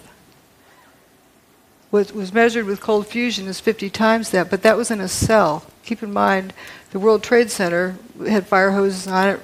The hurricane rained on it. It was diluted down somewhat. Leaky nuclear plants have 18,000 times that. What was measured at the World Trade Center was definitely above background levels, 50 times background levels. There was tritium there. Now, why? Seems to have a lot in common with cold fusion. Some other categories we didn't look at, the so-called jumpers. Uh-oh. There he goes. We refer to them as jumpers, but did they really jump? They left the building, but we don't know why. Here's the airplane-shaped hole. This wingtip always gets to me, how thin it is. And we have some interesting people up here hanging out of the 105th floor. Closer look, looks like this guy's taking his pants off.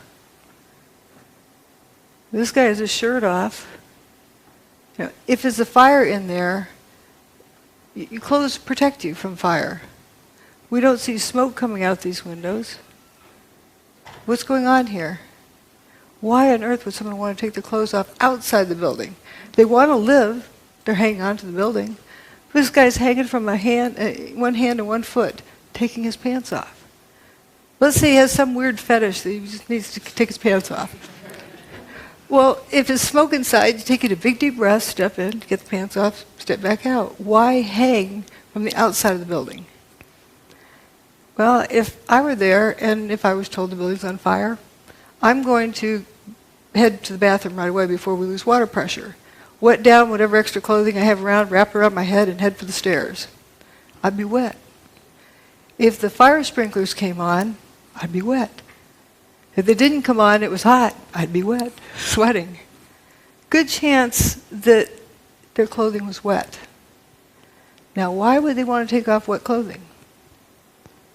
You heard of active denial system? I'm not saying that's what this is, but just as a parallel. It's a microwave, they put it for crowd control. And it makes you think that you're burning up, so you just have to get out of there. You just leave no matter what. You don't think about it. So maybe some people were jumping from that. Would be a good reason why you'd want to take your wet clothes off. Microwave is many times worse for wet clothing. I don't know if that's what it was, but it's consistent with something like that going on inside the building, but not outside the building. And we do know the building was turning to dust inside for the hour before its demise. There's people who say it was thermite. Okay. What? Reports of it, as well as, evidence of it in other ways. But there's a cute story about a new probationary officer, first day out of school for being a firefighter, and he's supposed to stick with his boss. And they get up to some place, and the boss says, "All right, everybody, drop everything and, go down a few stairs." And they get down, and then they eventually start going back up again. And the boss says, "Well, where's your mask?" "Well, you said to drop everything." So, but the poor guy. So the boss said, "You get out of here." So here's this firefighter making his way down the stairs. He gets down to the 3rd floor, and 100% of the light is blocked out because he described it as having been turned to dust. He knew it wasn't smoke because he could breathe, but the floor had turned to dust. It was completely filling the air. There's a lot of stories similar to that. Now, there were folks who somehow believed that thermite had something to do with it. Well, let's see if we can make some. You have a steel structure, the towers, with aluminum cladding. Let's see if you grind them up. And you end up with rust and aluminum powder. You know what that is? Thermite. Those are the ingredients of thermite. So those ingredients are going to be there anyway. But what does thermite do? Well, here's a test of thermite here. Welding a railroad thread. Blinded by the light. There was something missing in Manhattan that day. People weren't blinded by the light. If there was nukes that went off, people would be blinded by the light. That's how they weld roadblocks.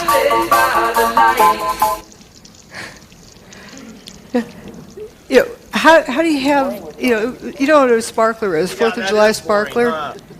That's what the towers would look like also if it was thermite, doing things. It doesn't do it in the dark.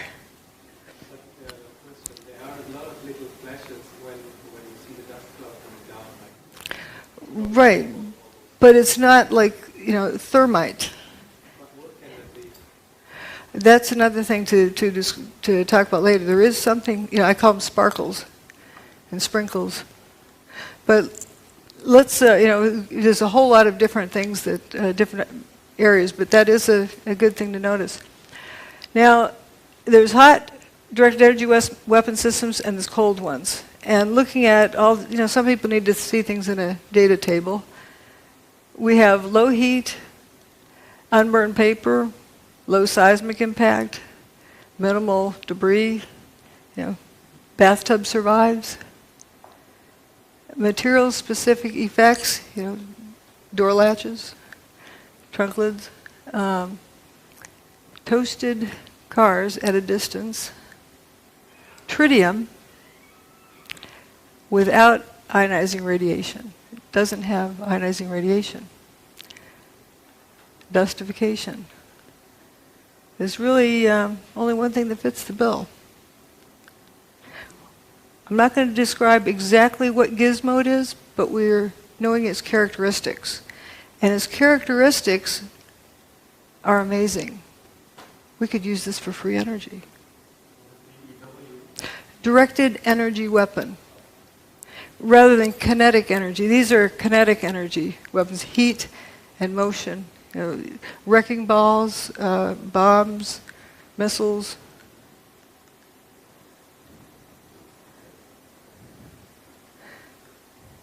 This is from 1989.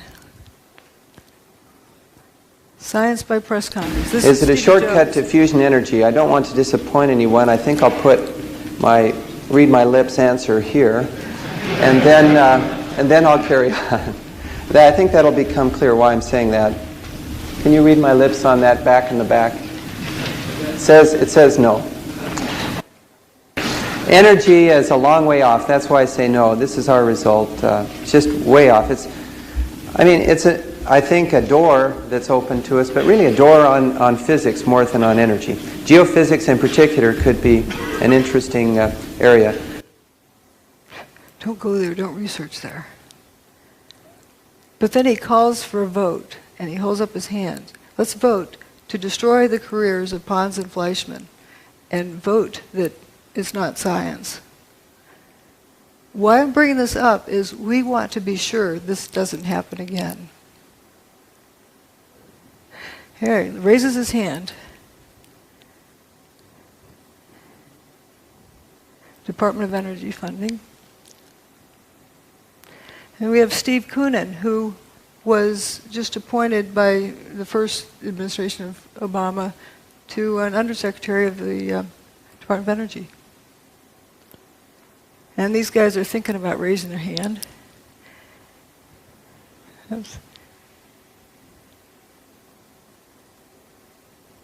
And peer pressure causes people to do things like this too. If everyone else holds their hand up, you start holding your hand up. You don't want to be caught not holding your hand up. But they're determining science by vote. Opportunism, Jones insisted on going public quickly with his opportunism. Jones insisted on going public quickly with his opportunism. Jones insisted on going public quickly with his opportunism. Jones insisted on going public quickly with his All right, well, let's stick there. Now let's look. The building turned to dust. Something did that. People say, well, you don't know of a technology that did that, so therefore it didn't, happen. Wait, you start out with determining what happened first. It's very important because if you start out with what you know, you won't get there because you've never seen this before. But we know it happened, so therefore there is a technology that exists that can do this. That technology can also be used for free energy. Now let's vote on that. The tower's gone. So this is more of determining facts. Did they mostly turn to dust?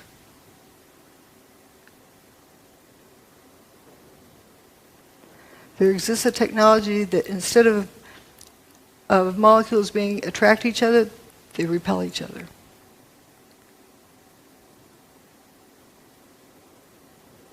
What happened is not impossible because it happened. This is another Charlie Pound song about gatekeepers.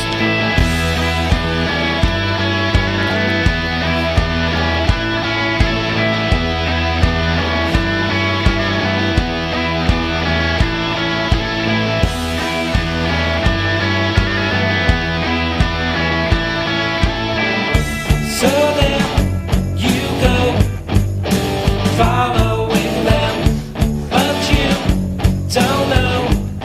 You just amaze to one end.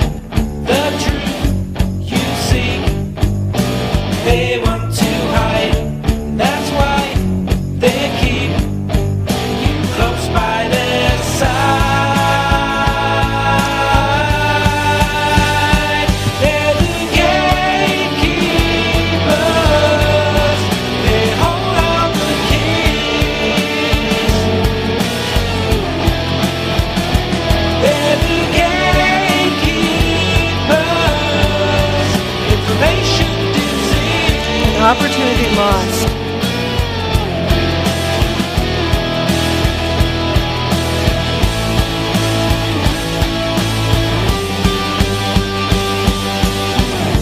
High in the sky is all you've been fed. I think that is why you forgot your own head. Sometimes you need to be cruel to be kind. That makes me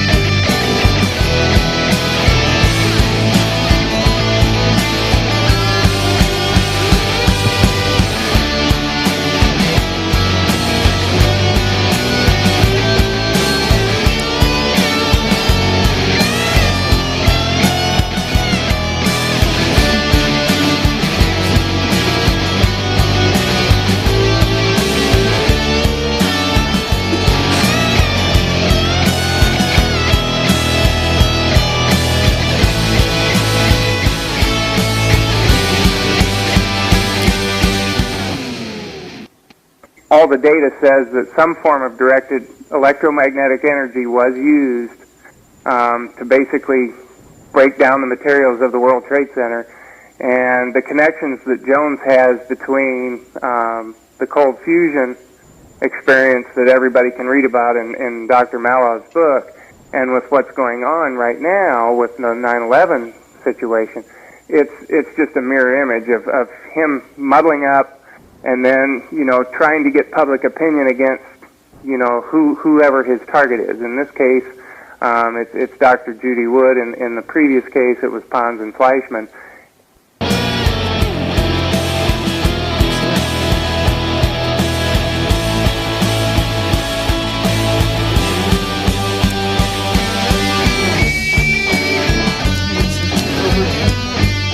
The important part is to realize we don't want history to repeat. People tend to mindlessly follow the herd. Remember about the problem with groupthink. You think that this person knows what they're talking about, and everybody joins in, and look what it cost us. That was 1989. And it took 20 years to somewhat vindicate Fleischmann, but it was too late. And we don't want that to happen again. And it's very important for each one of us to hang on to our own thoughts. Be independent. And otherwise, people get herded off to one side or the other. But what I see here is a lot of similarities with the tritium. What on earth would tritium be doing at the World Trade Center without the ionizing radiation? Yeah, it has transmutation, a lot of other things. Anyway, that's it. Thanks. Thanks for caring. Yes.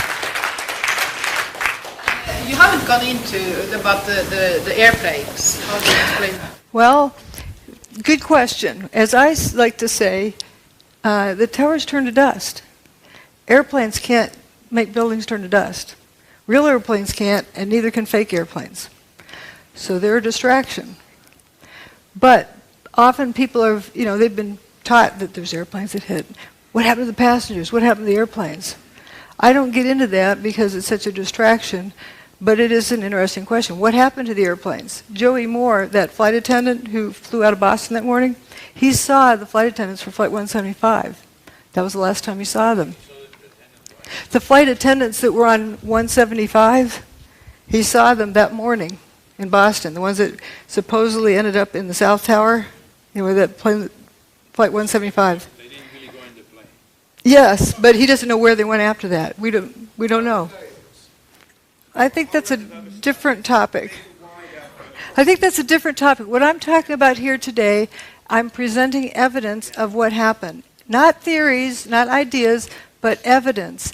And that evidence, the silver lining in that horrible cloud, is that it is a demonstration of free energy technology. And that is what I am talking about here today. I'm not talking about people's opinions and... I wanted to make the point that Dr. Stephen Jones, he lives in a neighboring town of mine in Spring City, Utah. He's a friend of mine and of my parents. They're actually in an intentional community together. So I got a very tight connection with him. And what I've learned today and yesterday about Stephen Jones is very troubling to me, and basically plays the role of a decoy of don't look here type of thing. And the reason that that's supported is because he has this evidence and he has not gone with it. It's, to me, blatantly obvious. So I commit to you that I will sit down with my good friend, Stephen E. Jones, who he knows me inside and out. And I know, not inside and out, but we know each other really well. And I'm going to be sitting down with him in person with this book in hand, and I will say, Stephen, why don't you go with this story? Because this is very, very, very obvious. Yeah. And I will then report on my conversation, and I will either explain where the mental disconnect is on his part, that he didn't see this, now he does, or that he is indeed the decoy, and he's trying to divert attention as a government plant to get us to look the other way and not see something that we should be seeing that she's pointed out.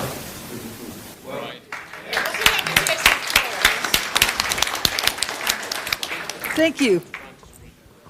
Yes. Yeah, in addition to that, I mean, your story is so crystal clear, actually, that I'm curious. I can see that you don't get staged on mainstream television. Okay. But the interesting thing is to see where you get staged in the alternative media. Because usually I don't get much of a stage there either. But that's changing, and thank you to Jerome for inviting me here to this conference, and that is wonderful. Yes. Yeah. If you want to read my blog, that will give you a catalogue of how Judy has been excluded from the alternative media with the evidence showing exactly who is responsible for that. He's documented it since 2006. You can download my blog to a Kindle, an iPad, and actually also a free audiobook from my website. I'll mention this tomorrow, but anybody who wants to download that tonight, they can even get a free audio version because some kind lady in New York decided to do an audiobook of my whole book, 370 pages. She took it upon herself to do it, so it's now in a completely accessible format for anybody that wants to read it free. That's good. Let's see some other questions. Here. Yes. Obviously, there was some about John Hutchinson on the web, and I know a little bit about him. Have you much experience with John Hutchinson? And I've been there and witnessed the effects of his. He can get it to repeat, but not all the time. Oh, he can get to repeat whenever he wants to. If you want a demonstration, he can get within 20 minutes. He has the thing warmed up and going. And for people who say that, there's this rumor that it's not repeatable. There's a picture of John sitting amongst about 50 samples. Shows it's repeatable. Judy. Yes. Over here. Hi. Oh, here. Hi. Hi. Great talk. I really enjoyed it. It was a very good presentation. I didn't seem to be sceptical earlier. I didn't really mean to put that over. But moving on, I'm just trying to clarify. On the one hand, we've got the cold fusion. On the other hand, we've got the kind of Hutchison effect. How do those two gel together? I know you're just saying we're only saying what we can see. But I'm just trying to kind of put it together in my head. But looking at the similarities in the evidence, John Hutchison gets all of the same, transmutation.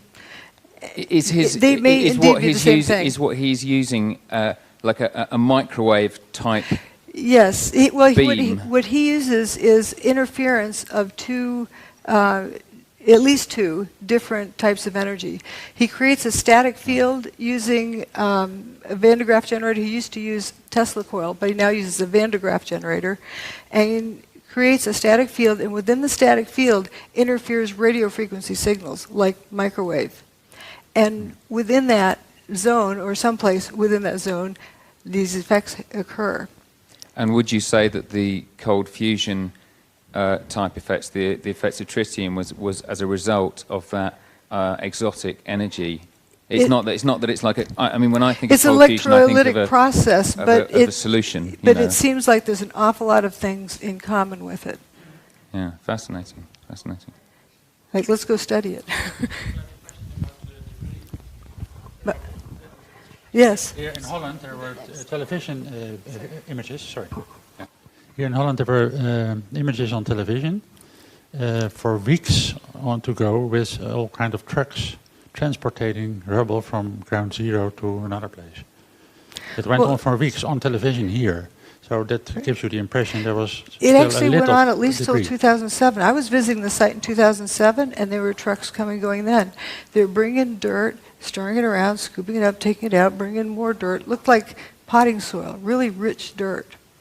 And a lot of it, coming in, going out, coming in, going out. And if you look at what was there, I don't know if you saw my first presentation, that there's this lack of rubble. And Peter Jennings from the studio, talking to George Stephanopoulos on the scene, George, we've been wondering, where's all the rubble gone? Oh, talking to a volunteer, Robert Golinsky, explained it all fell down into the ground, was pulverized, and evaporated. It wasn't there. Yes. Yes. It seems to me that you're focusing a lot on the main two towers and around. but on the fact that Building 7 was actually demolished or whatever 7 hours later changes any logical to explain what they pretend to say that happened. How this other building, 5 hours later, is going to end up coming down. And then also, you didn't mention anything about the one plane that supposedly hit the Pentagon. I'm talking about what happened at the World Trade Center. For you specifically don't want to get into... Well, I'm staying focused on this. There was the most amount of evidence available for this. Also, there was a report which gave me a legal avenue to go after the contractors on the NIST report. What about the Building 7? You don't seem to... I covered it also in the earlier talk. There's a whole lot of similarities with it. It was turning to dust throughout the day internally. And you saw an enormous amount of material pouring out of the building, one face and one face only for most of the day. And when it went away, it didn't make a seismic signal that traveled through the earth. It only left a surface wave. It did not slam to the earth. And the surface wave that it left was almost a non-existent event. Right. Question over here. All this material going out. Yeah, the facade was about all that was left, and it was almost silent. And you can see it if you look at some of the images of it as it's coming down. A lot of people say it looks like a controlled demolition, but I have photos of it like 1 second apart where you see it suddenly all the floors are frothing up. You know, just. Well, why would you say they took so many hours after instead of doing it at the same time than the other? You have to ask them. Yes, Judy. This is a question about John Hutchinson. You mentioned that it was electrostatic field. He built up a large static field, and then he had more than one microwave, so it was some type of interference phenomena. So here's the question. Is the interference points, was it where the field was bucking and thus we're kind of on an antinode? There really isn't so much of a node. It's like what one energy field does to another one. Maybe a way of explaining it is, it's a couple of ways you can get inside of a house. You can bulldoze down the front wall, or you can use a key. What it turns out, the interference of these different energy fields, if done just right, is like a magic key that opens up this door where you get this free energy. Wow. So John Hutchison brought down the World Trade Center. No. Well, I was giving a talk in Portland. Here's what's wrong with it. John and I were giving a talk in Portland, Oregon. Somebody asked that question. Well, he sometimes can't get it right. He sometimes gets it here, gets there. He can't really control it well. And I said, John didn't do 9/11. Thank you. We have time for one more. Hello, Judy. I'm an engineer myself, and if you look at the events of 9/11, it's a perfect theater. But looking from the culprits, you would expect that they have tried it before. And if you look at the anomalies in the Earth magnetic field, are you interested, or have you been looking for the period before 9/11, if there were any other anomalies in the Earth magnetic field that you expect? There are various things, and it's a big, complex event. I was also looking at the correlation between solar storms and hurricanes. It turns out if there's a solar storm that hits the Earth, about the time you have this low pressure system out in the middle of the Atlantic, very good chance it's going to turn into a hurricane. That's an interesting, correlation there.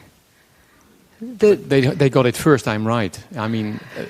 there's other events I've not studied very carefully, but for example, Oklahoma City, it looks just like the inside of Building 6. The only difference is one, I've got pictures side by side, the only difference is one has some wheat checks at the bottom, showing that it came from the World Trade Center. There's also other events that have happened that are very questionable, but it isn't that it necessarily happened just this way for the first time. Thank you. Do we have time for one more? Sure. Just one more, this young lady in the front. I'd like to hear what the truth movement in America, how did they react when you came with this finding? Oh, that was back in 2006. For example, I'll go ahead and say it. Stephen Jones tells people that I'm talking about ray beams from outer space, or space beams. He's also the person that coined the term cold fusion for ridicule. It's not really the typical fusion. It's a different kind of process. And that helped sink it. And I remember an interview with Martin Fleischmann. He was asked if he had any regrets. He said, yes, letting my competitors call this cold fusion. Yeah, I never let people call it space beams, but I don't get on the air and somebody else does. But there's most of the people in the truth movement have genuine interest. They're sincere people. But there's collection agencies, I call them. They collect people, render them useless, keep them out of trouble. And anytime we get pulled into a group, or like what somebody recently told me, if you find yourself on a garden path, leave the garden. And that is sort of what happens with these organizations. And people tend to go with the flow. They tend to go with peer pressure. Let's have a vote about whether or not to trash somebody's career. Instead of look, what did these guys find? Let's go look at it. Ladies and gentlemen, Dr. Judy Wood, we appreciate her knowledge, her courage, and her willingness to share. Thank you. Thank you.